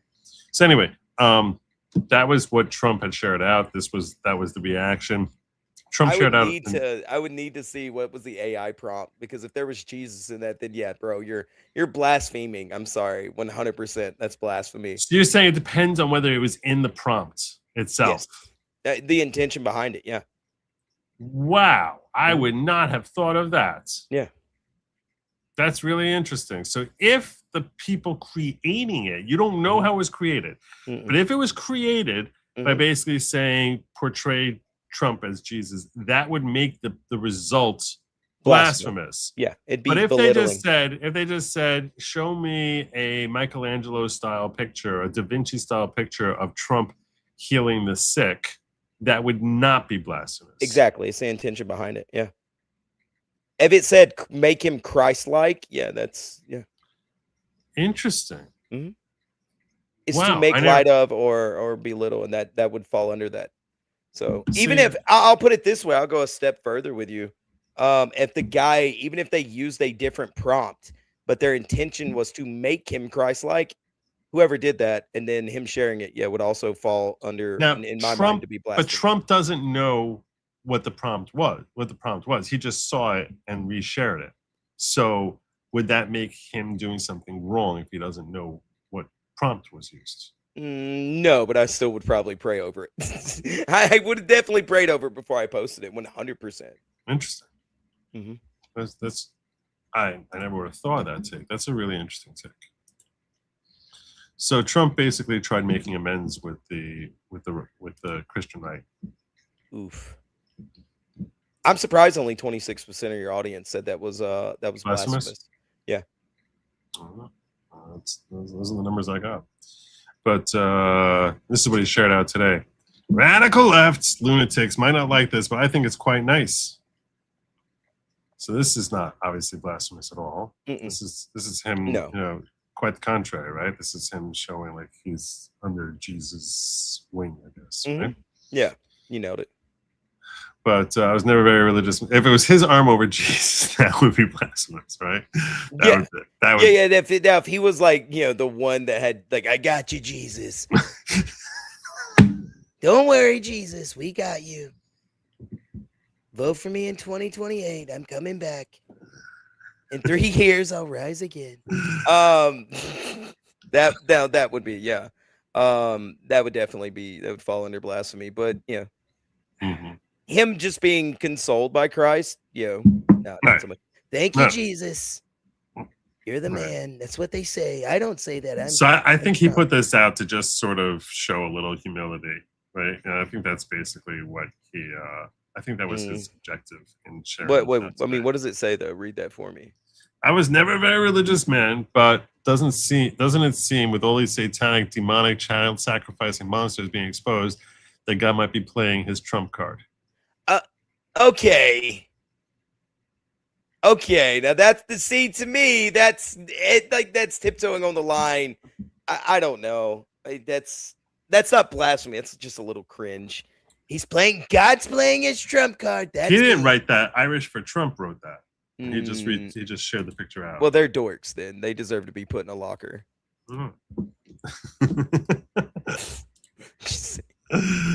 If I was Trump, I would bully them for saying that. I'm so glad I didn't go to your high school. I'm just saying, I would bully them for saying that. That's cringe. Stop it. Yeah. All right. While we're on the topic of Trump. All right, let's do it. Let's get back to me, baby. That's what I'm talking about. Let's talk about his work in Iran. Yeah, I had a lot of people sort of discussing the Iran thing on my first political stream. There was a lot of people sort of big mad about the Iran thing. I was like, obviously you aren't watching me on Joe's show because I've already spoke my piece on this. You have. Woodtick Mike says TMZ is going to be a septic service for the swamp, plus fun to watch. So there's always that. I missed that earlier. That was a while ago. Wow, I'm glad I caught it now because I was trying to find the link that Uzelian gave me before I got into this whole Strait of Hormuz. So if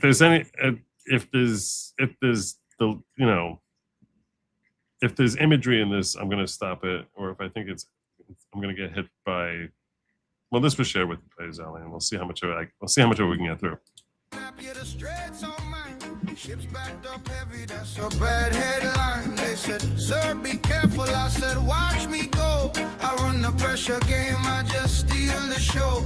48 hours, yeah, I set the clock. You either open up or I rock the dock.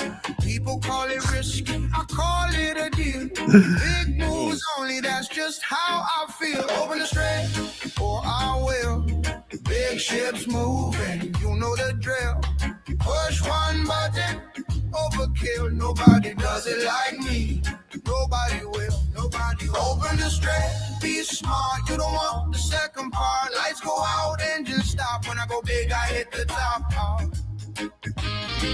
I hit the top. All right. So this, in case, I think we got the point. That's cute. So, in case you missed it, I don't know if you're following like what's going on geopolitically there. A little bit. I'm trying to keep up with it recently. Okay, so there's a lot of fights over the Strait of Hormuz and Trump wanting to get tankers through there. Iran blockaded it. Okay, they wanted to charge $2 million for every ship going through the straits, and that was their reaction to. They implemented that as a reaction to the strikes on Iran. So they put this blockade up to basically try and punish Americans by making us pay for it at the pump. So they basically were slowing down the traffic, and there's been different stages over the last 46 days that this conflict has been going on. So Trump this week said he basically did this. This is the best way to explain what he did. Here. He implemented a blockade of his own. Yeah, somebody was telling me about that Thursday. He blockaded their own blockade, which was kind of effectively like this scene from Rumble in the Bronx. Go watch the bite.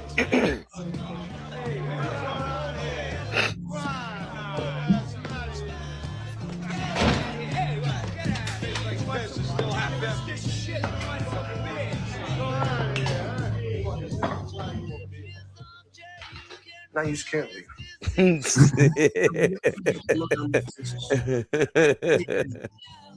Their faces dropped. All their courage and strength was drained right from their bodies. They had a reputation for breaking up bars, but they knew that instant they made a fatal mistake. This time they walked into the wrong bar.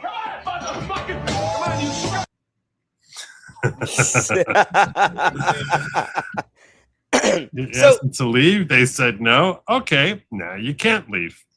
So what I was told the other day, and I haven't done a lot more research into it since then, was that he was not allowing anybody that paid the ransom, I guess you would say, to leave the strait.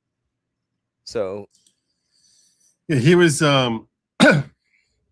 he was basically it's been going back and forth as to exactly how he's structuring this entire what he's doing here. Yeah, it was convoluted when I looked it up a couple days ago. I was like, okay, like earlier when I read it last Thursday, he was saying, all right, if you pay this money to Iran, well, then I'm not going to, if you pay that money, I'm not going to let you go, but we'll let the other ships that don't pay it go through. And then when I was trying to read it the other day, I was like, I can't really, right now, I can't make head nor tails of this. I'm going to go do a drunk stream. So that's what nice. All right. So this guy here did a very good breakdown as to what exactly went on here and how Iran basically got shafted by playing their card of blockading, because they had nothing else. That's basically what they can do, is they feel like they can, even if they don't have an official blockade, just the threat of them firing rockets at ships that are going through the straits means ships can't, tankers can't go through the strait. Yeah. Would you want to go? Would you want to go cruising through I was an oil tanker? No, not at all. You're sitting thank you. You're sitting on an oil tanker with missiles firing. I tell you what, if I was a I'm milk not doing tanker, that. I wouldn't want to go through there. So yes, right. So they basically, so the threat alone shut down the strait, and Trump basically out-blockaded their blockade. It's like basically here's a diagram of what he did. He's like, there's Iran. He's like, no, now you can't leave. You're like,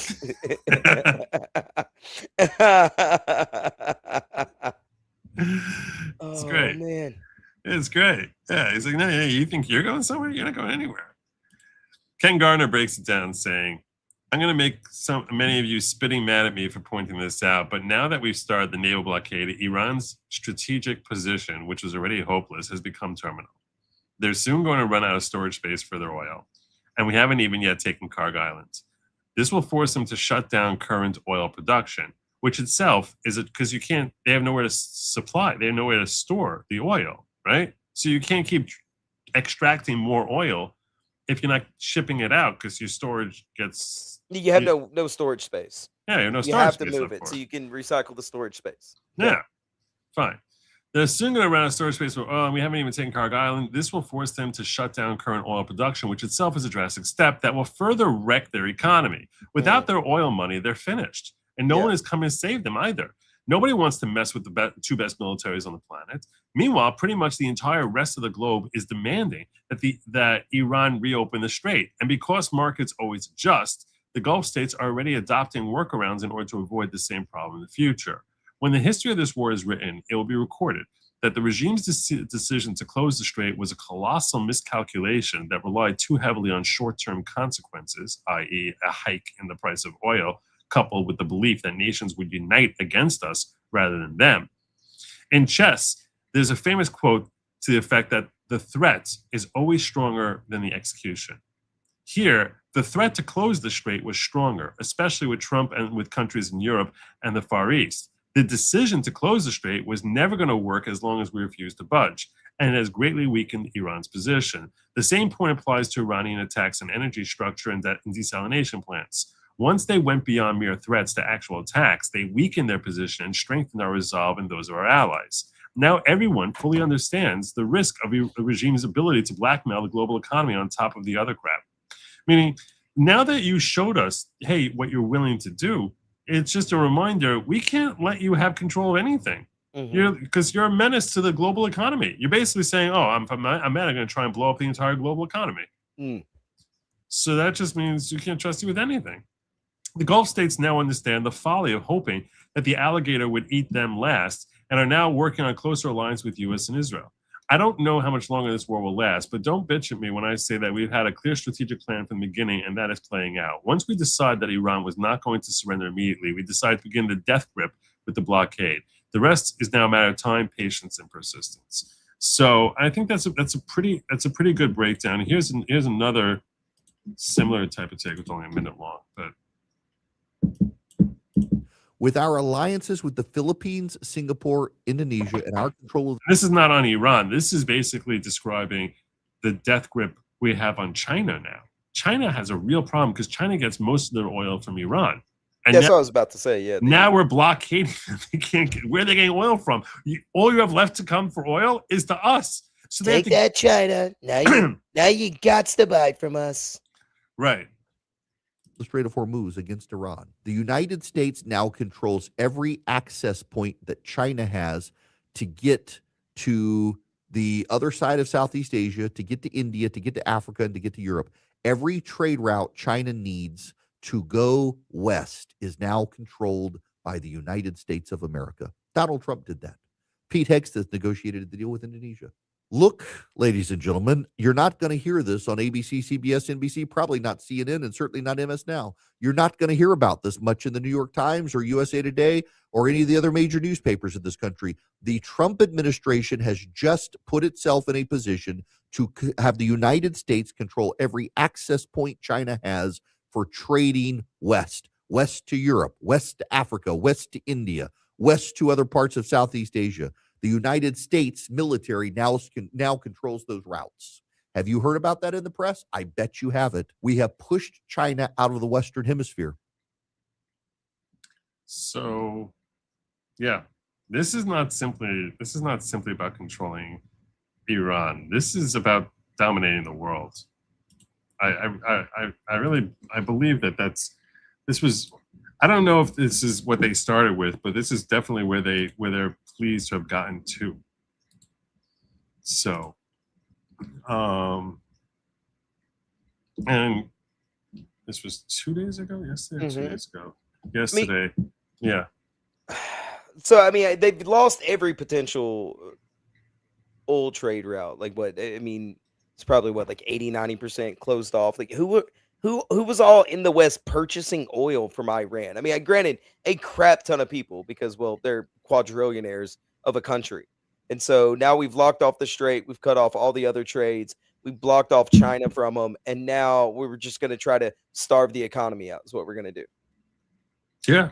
But so how much of our economy is based off of Iran's oil, though? How much Iranian oil were we purchasing? I think we got 20% of our oil from Iran. So 20%. So we need to make that up on our own local pumps or something to relieve the pressure here. And from what I recall, and this is from decades ago, so it might have changed, but I don't know that it has. Most of the East Coast is where it gets more affected than the West Coast. Although I don't know that prices are much around the West Coast. I believe that the West Coast gets more of the oil.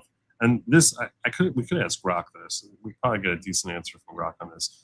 My understanding is that the East Coast is getting their oil from the Middle East, and the West Coast gets it from Texas. That our pipelines basically run, from Texas north and west, but not east. That's my understanding. Yeah, I don't believe that. I mean, I could be wrong. I don't think we're getting a whole lot from Texas. But okay, I know that, like, if I remember correctly, like Germany was getting a lot of oil from Iran. Yeah. So now that's cut off. So that's hurting Germany's economy. So again, like the idea that we're not cranking up our own oil and starting to fill that gap and just make tons of money for the United States, to me, is insane right now. That's where I'm banging my head against my desk. I think that's where he wants. What he wants and what he's doing are two totally different things, though, Joe. But it's not what happens on day one. You sort of have to create. We'll see. We're not on day one. Okay, let me I understand that, but the oil situation is relative. The oil situation. We knew that this was going to happen to begin with. That's a fair point. That's a fair point. There's no way that we didn't know this guy. I called it. No, of course. First brought this up. Of course. And I'm a retard from Alabama who eats mud bugs. You are. But let's talk to another. Yeah, you're on crawfish and frog legs. So let's ask Grok where our oil comes from. Grok, can you tell me where does American oil come from? Oh, excuse me. Well, that's pretty broad. Let me just rephrase that because you're going to get confused by that question. The way I should better phrase that is, what percentage of our oil comes from the Middle East? That sound is terrifying. That's what you're going to hear when it comes for you. Only about 8% of the crude oil we import comes from the Middle East. Most of our oil is actually drilled right here in the U.S. We produce over 13 million barrels a day domestically. The rest we import mostly from Canada and Mexico, way closer and easier to get. So overall, Middle East oil is a tiny slice of what we actually use. I remember hearing a long time ago that our pipelines from Texas and Oklahoma run westward and not so much eastward. Is that correct? Or does the East Coast get its oil from Texas as well?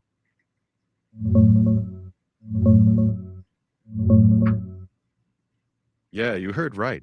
A lot of the big pipelines out of Texas and Oklahoma run south to the Gulf Coast or north to the Midwest, not straight east. The East Coast gets almost none of its crude oil through pipelines from Texas.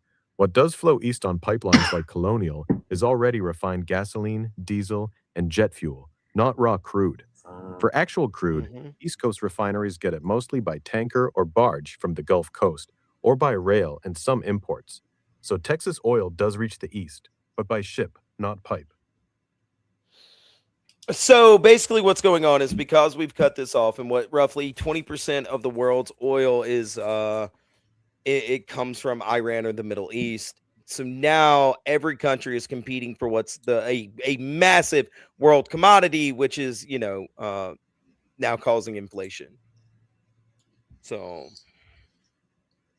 yeah, but the question is 20% out the of question is how long we're going to be dealing with this inflation. I mean, Scott Bessent basically was threatening the gas companies not to get into some sort of oligarchy where they're overcharging Americans for oil. Well, I mean, we can basically just simple it down for everyone. It's supply and demand. And because we've removed 20% of what would be on the shelf there's only so much supply. And everyone in the world, every day, every second, has demand for this commodity. There is nothing in front of me right now on my desk that has not been touched by oil. So, okay, what do we do? The question is how long this situation persists. Right? I mean, that's really what the ultimate question is. I mean, we're not going to open up the strait and allow Iran to start playing on the world stage again in the economy. That would just be ignorant and insane. So, all right. So, let's. This is from today from NBC News. Okay, well, it was basically like, let's find out about this blockade. Okay. So the U.S. military said overnight that its blockade of Iranian ports has been fully implemented and that U.S. forces have completely halted economic trade going into and out of Iran by sea. In the first 24 hours of the blockade, American ships issued warnings to 6 vessels, prompting them to turn around. Iran's armed forces threatened to block shipping from the Persian Gulf, the Sea of Oman, and the Red Sea if the U.S. continues its blockade and creates insecurity for Iranian commercial ships and oil tankers. I'm sure that they're very, very scared. In-person talks between the U.S. and Iran could resume as early this week. As you may be aware, last week J.D. Vance met, over the weekend he met with them for like 20 hours straight, and they basically got nowhere. 2 people familiar with negotiations told NBC News President Donald Trump said the war was very close to over, while Tehran said messages were still being exchanged by Pakistan. Trump said China is very happy that I'm permanently opening the Strait of Hormuz after Beijing labeled the U.S. blockade dangerous. So he also said President Xi Jinping had agreed not to send weapons to Iran. Is this the Post? This is good. That's not it. Hold on a second. I had it before the Post. I want to read to you the Post from Trump because his post is pretty funny, actually. All right. Let me see. Oh, I know where it is. It's over here. This is the post that he sent out that they're referencing. China's very happy that I'm permanently opening the Strait of Hormuz. I'm doing it for them also and the world. This situation will never happen again. They've agreed not to send weapons to Iran. President Xi will give me a big fat hug when I get there in a few weeks. We're working together smartly and very well. Doesn't that beat fighting? But remember, we're very good at fighting if we have to. Far better than anyone else. President Donald J. Trump. President Trump. We like China. We're trying to help them. You're getting screwed by Iran. Read this breakdown from Shanaka Insulin Pereira. 7 sentences, 5 audiences. Every word is a weapon aimed at a different target. Because, we read it and we think it's funny, but he's breaking down and saying, how do people react when they read this? Right? Like different agencies or countries across the world. This is the most compressed piece of strategic signaling in the history of social media diplomacy. That's what this guy's calling this one post. On April 15th, Trump posted, and we just read through this post over here. To code every sentence, I'm permanently opening the Strait of Hormuz. The blockade is not a blockade, it's a service. Trump reframes the entire operation from aggression to provision. The Navy enforcing interdiction is now the Navy opening the straits, meaning this blockade is serving long term. Not today, the strait's not open now, but we just started this blockade 3 days ago. But the objective is to make sure that the Strait of Hormuz stays open forever, and permanently signals to oil markets, Asian importers, and Iran that the U.S. intends to remain the guarantor of Hormuz transit indefinitely, not as leverage, as architecture. I'm doing it for them also, and the world. China imports over 50% of its energy through Hormuz. Trump positions the blockade as a gift to Beijing. The country whose Iranian oil he just cut off is now the beneficiary. Besson said hours earlier, they can get oil, not Iranian oil. Trump completes the sentence, and I'm the one making sure they can. This situation will never happen again. A doctrine in 5 words: the Hormuz crisis, Iran's closure, the tolls, the mines, the 46 days of disruption will not recur because the United States is establishing permanent enforcement. No treaty, no aggression, a unilateral declaration of perpetual choke point control posted on Truth Social. They've agreed not to send weapons to Iran. This is talking about China, he says, because that was a big fear. A big fear that we've had is that China is going to basically support Iran in the Iranian regime in their attempts to, hold off America. Yeah. So he claims that China's agreed not to send weapons. He says, unverified, China's MFA called the arms report entirely fabricated, meaning there was a report that they were going to be sending them arms, but China denied it. So they denied it hours earlier. But this sentence that he wrote here forces Beijing into a trap. If China confirms that they agreed not to, it concedes publicly. If China denies, it implies the weapons were under consideration. Silence reads as confirmation. Every response validates the claim. The rhetorical structure is designed to be unfalsifiable in real time. President Xi will give me a big fat hug when I get there in a few weeks. The May 14-15 summit confirmed in the most disarming language possible. Big fat hug humanizes the relationship for domestic audiences while signaling to Beijing that Trump views the summit as a victory lap. The framing shapes expectations before a single agenda item is even discussed. And when he writes, doesn't that beat fighting? That's the carrot. To 3 audiences. China cooperation beats confrontation. To Americans, this president ended a war with a deal. And to Iran, fighting is the alternative, and you're losing. But remember, we're very good at fighting if we have to. Far better than anyone else. That's the stick. The hug is conditional. The cooperation optional. The carrier strike group is not. The same paragraph offers peace and threatens war, and both are credible because the blockade proves both simultaneously. 1 post, 7 sentences, 5 audiences, China, Iran, domestic voters, oil markets, and the May summit negotiating table. Every word is measured. I don't know if he measures every word, but I don't think he's thinking it through like line by line like that. I think he's sort of thinking like, what message do I want to send to China? What message do I want Americans to read? I do think he thinks about this when he sends these posts out. That he's all about promotion, and I think that he's not just promoting towards one thing. Like he has his target. I think he does both. I think he does both. What do you mean? I think he's calculated and pointed when he needs to. I do this on Twitter a lot. Okay, like if I'm in a argument with someone, sometimes I'll just throw whatever the first logical or funny thing is that comes out of my mind. When I want to be very serious, I will line by line make sure everything is pointed and has a reason to be there.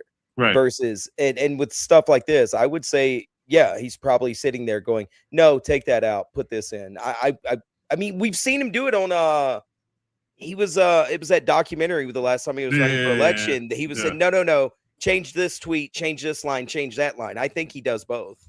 So yeah. Because he knows that people are going to read it differently, and he wants it to hit differently with depending on who's reading it. So agreed, and that's why I think that he's basically trying to say, I'm willing to work with you, but I'm going to blow you to smithereens if you don't. So, and I think that's been his approach on foreign affairs for a long time, and that's the healthiest approach. When you have the military that we're blessed with, that's the healthiest approach. Back to this Israel-Lebanon conflict. Israel and Lebanon agreed to continue discussions after the first direct diplomatic talks in decades in Washington.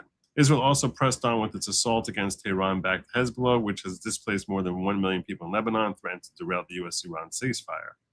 Iran's forensic chief said more than 3,300 people have been killed in the country since U.S.-Israeli strikes began February 28th, which that doesn't sound like that many, considering they killed 50,000 in over a couple of weeks themselves. More than 2,100 people have been killed in Lebanon, 32 have been killed in Gulf states, and 23 have died in Israel. 13 U.S. service members have been killed, and 2 more died in non-combat causes. I didn't know we're up to 13. That's unfortunate. So that's your breakdown. I do think that this is a power move by Trump. This is him trying to basically say,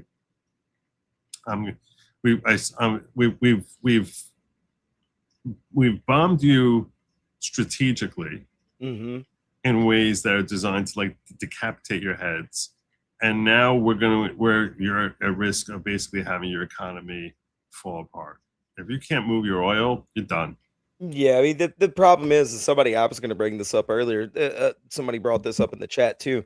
You still got, I mean, you're messing with the other things too. Like, what is it? Helium is a big thing. Fertilizer is a big thing. Like all the 35% of the world's helium, I think, comes from Qatar, and that's all being shut off. And that's a big deal when it comes to like semiconductors, MRIs, things like that.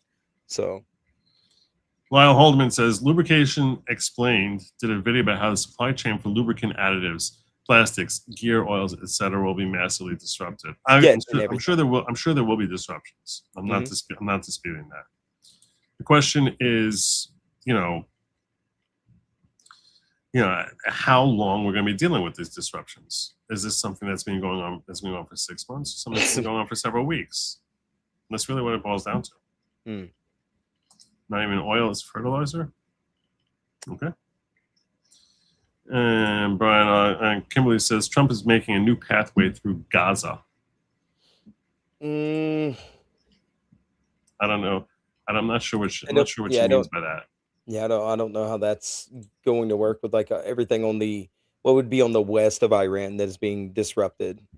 I don't really. I mean, he was talking a year ago about like trying to like rebuild Gaza, and I think that the objective is to basically, I think what he was trying to do with Gaza was that I think he wanted to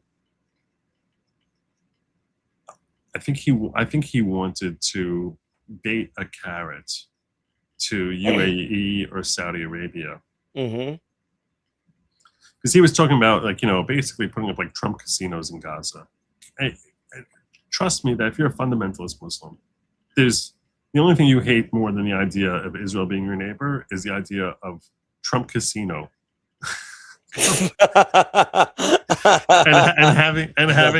and having the world's most powerful military protecting Trump casinos or whatever in your own house, in your own property.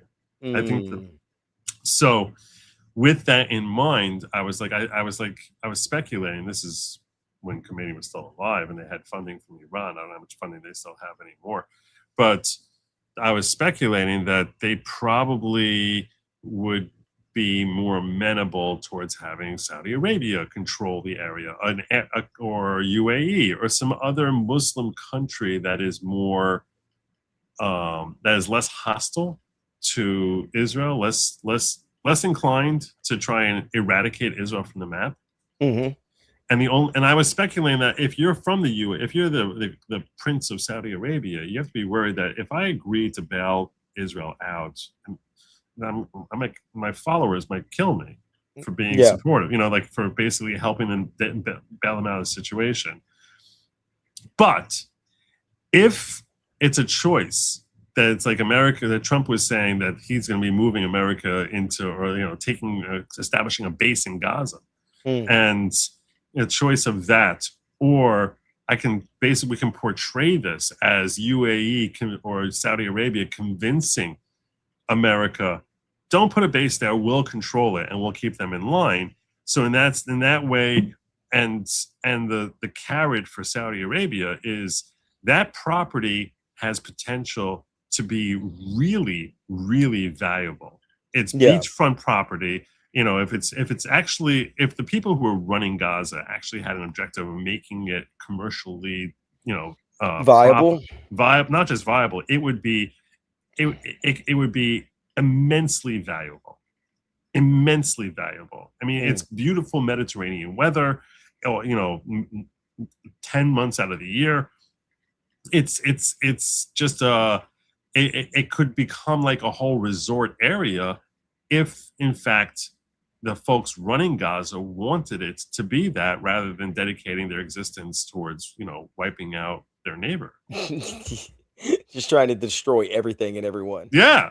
Yep. Yeah. It's like, we're going to invest billions of dollars into building tunnels. Instead of building up, they're building down.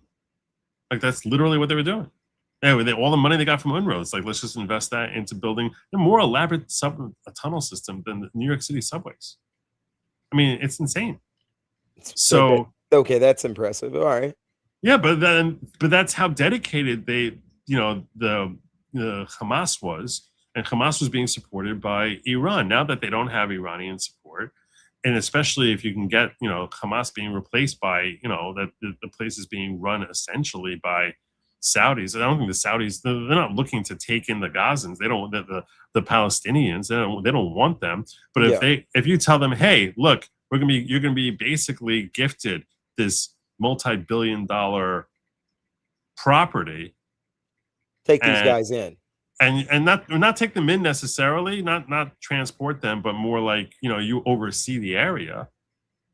So they're like, that's something that might actually work. So who knows? I mean, no one knows what's going to happen with that whole scenario there. But I think that's definitely a thought that perhaps Bibi and Trump had when they were first trying to strike deals a year ago, and I don't know if that's gone. Random question: can you have tri-tip beef cut? I don't know what that is. Jesus, my brain just blinked on me. It's a part of a cow. Yeah, I'm guessing that with the word beef in there. It's no, he can't. I think it's a part of sirloin, so he can't have that. They can't have sirloin at all. Yeah, well, the problem is, I think what happened, what I heard recently, I mean within the last month or two, is that because we're not exactly sure where that area is, the Giranasha, that we basically, it's like we don't touch like the entire back end. You know what I'm saying? Like, because of a concern that there's like a massive portion of the cow that just gets carved out because of that. And basically we sell it to you guys.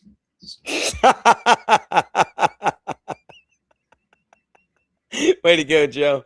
I mean, I eat frog, so it's whatever. Yeah, I didn't mean Southerners. I just, I'm just saying it's fine. You're missing out a lot of good choice cuts of meat. I'm sure. Look at the deal that he made with other Middle Eastern countries. Jillian Michaels talked about this. She had a short video out about this. Well, yeah, I don't know if I'm going to find that so quick, but I am thinking about landing my plane. I think we're getting to that point where it's time to start bringing the plane in for a landing. Yeah. I don't think we hit our goal today. Oh, we didn't. I was looking. We didn't. We came close, but we didn't hit it. We also didn't promote the goal like we normally do, which was weird. I was waiting on you to like do the promotion on it because I don't know what all the hubbub about the articles that you had for me, and so. Yeah. Well, we had some fun. We had some laughs. I thought it was a good time. I could have pushed it. I could have pushed the goal a little bit harder. Me too. Yeah. I always look at it when I don't hit the goal. I look at it as not my audience. I look as my failure. Yeah, no, I agree. Consistently, it's your failure every show. When you hit the goal, I think it's your failure. Thank you. I appreciate that. I'm not going to call my therapist. Why don't you tell the good people of the world where they can find you? Oh, so we did get our Twitter account back at Ambient Aristotle on Twitter. Everybody, please go and follow that account. We beat Elon Musk and his tyranny. That was beautiful. I'm so glad that he couldn't hold me down. He did for 10 days. I still don't know why I was banned off there. Also, I'm going to put this in the chat. I do run a little channel, and I am starting to do politics on my solo streams. Last week, we covered Alex Jones. and Robert Barnes. I've offered to go on there. He has no interest. I'm gonna bring you on there. He's I like, want to do no, F you. Why would I want you? I want to do the right topic, but here it is. It's FFS Cast. We do a lot of we cover a bunch of locales on the internet and talk pop culture topics. I do want to cover this clavicular guy that's been around Twitter lately. He's trying to influence the young kids into a thing called looks maxing, and he's such a cool internet guy that he just OD'd on a live stream yesterday, and then now he's out of the hospital. And he's like, it's no big deal. It's no big deal whatsoever. But I'm gonna probably be covering that. That's where you can find. What is looks maxing? It's a whole thing where guys are like, they do everything they can to look more attractive. It sort of grew out of the manosphere incel culture, like the Andrew Tate type stuff, where now it's all purely shallow. Am I a looks maxer? Yes, you are definitely a looks maxer. I would say so. But they do everything they can to look better to the point where like these guys will fake. You know, like girls would like stuff their bras in like high school or whatever. They do that to like their side delts on their shoulders. Like they'll take tissue and shape. Yeah, it's retarded. But these guys are massive influencers right now, and like young people are paying attention to them. And it's one of those things where you go, why? Somebody needs to probably say something about this and give an opinion on these guys. So. Yeah. No, I appreciate you alerting the world. Yes, that's what I do. So FFS Cast, we stream Friday through Monday. We are only 60 people away from being fully monetized, 1,000. You don't have to watch it. I don't care if you watch it. Just if 60 people would go over there right now. There's like 600 and subscribe. You never have to watch me. I just want to be fully monetized so I can start doing actual videos instead of just live streams. So the link is in the description. Yes, I appreciate it. Also, if you do follow me on Twitter and you have a political topic you would like me to cover or have my opinion on, my DMs are open. You're welcome to message me. So thank you so much. Yeah, and he's got like a lot of good things to say. Like every 3 weeks or so, I'm like, wow, that was a really insightful thing. Every 3. Thanks, Joe. I appreciate it. It would just make me better on this channel. Me starting to pay attention to politics on my own again. I did pin it in the chat. If you're watching afterwards, it's at the very, very top of the description. And I would like to really get him across that 1,000 threshold. It's such a big deal. You have no idea. You're really doing a kindness, and it doesn't hurt. It doesn't cost you a penny. It just takes literally less than 5 seconds. You click the button. You click 2 buttons. You click the link over there. You click subscribe, and you can just forget. You can have mute all notifications. Just never watch it. If we got 60 people that never watched it, I don't care, because we get over 100 on our subscriber base anyway, so it's not going to kill me in the algorithm. So if we could get fully monetized in the next week or couple days or right now, that would be great. Just 60 people. If you have it, just go over there and hit mute afterwards. It's fine. It's perfectly fine. Yeah. I actually now only need 50 people. So awesome. Thank y'all so much. I really do appreciate it. I love coming here. So. Please, as a favor to me, okay? Because I really want to get them across this threshold. Just go over there and hit follow. I thank you all for joining me. God willing, I'll be back here tomorrow evening. I'm going to remind you that lab meat was never meant for you. It's meant for them. And do not eat the bugs. Don't do it. Have a good night, everyone. As always, Godspeed. Bye.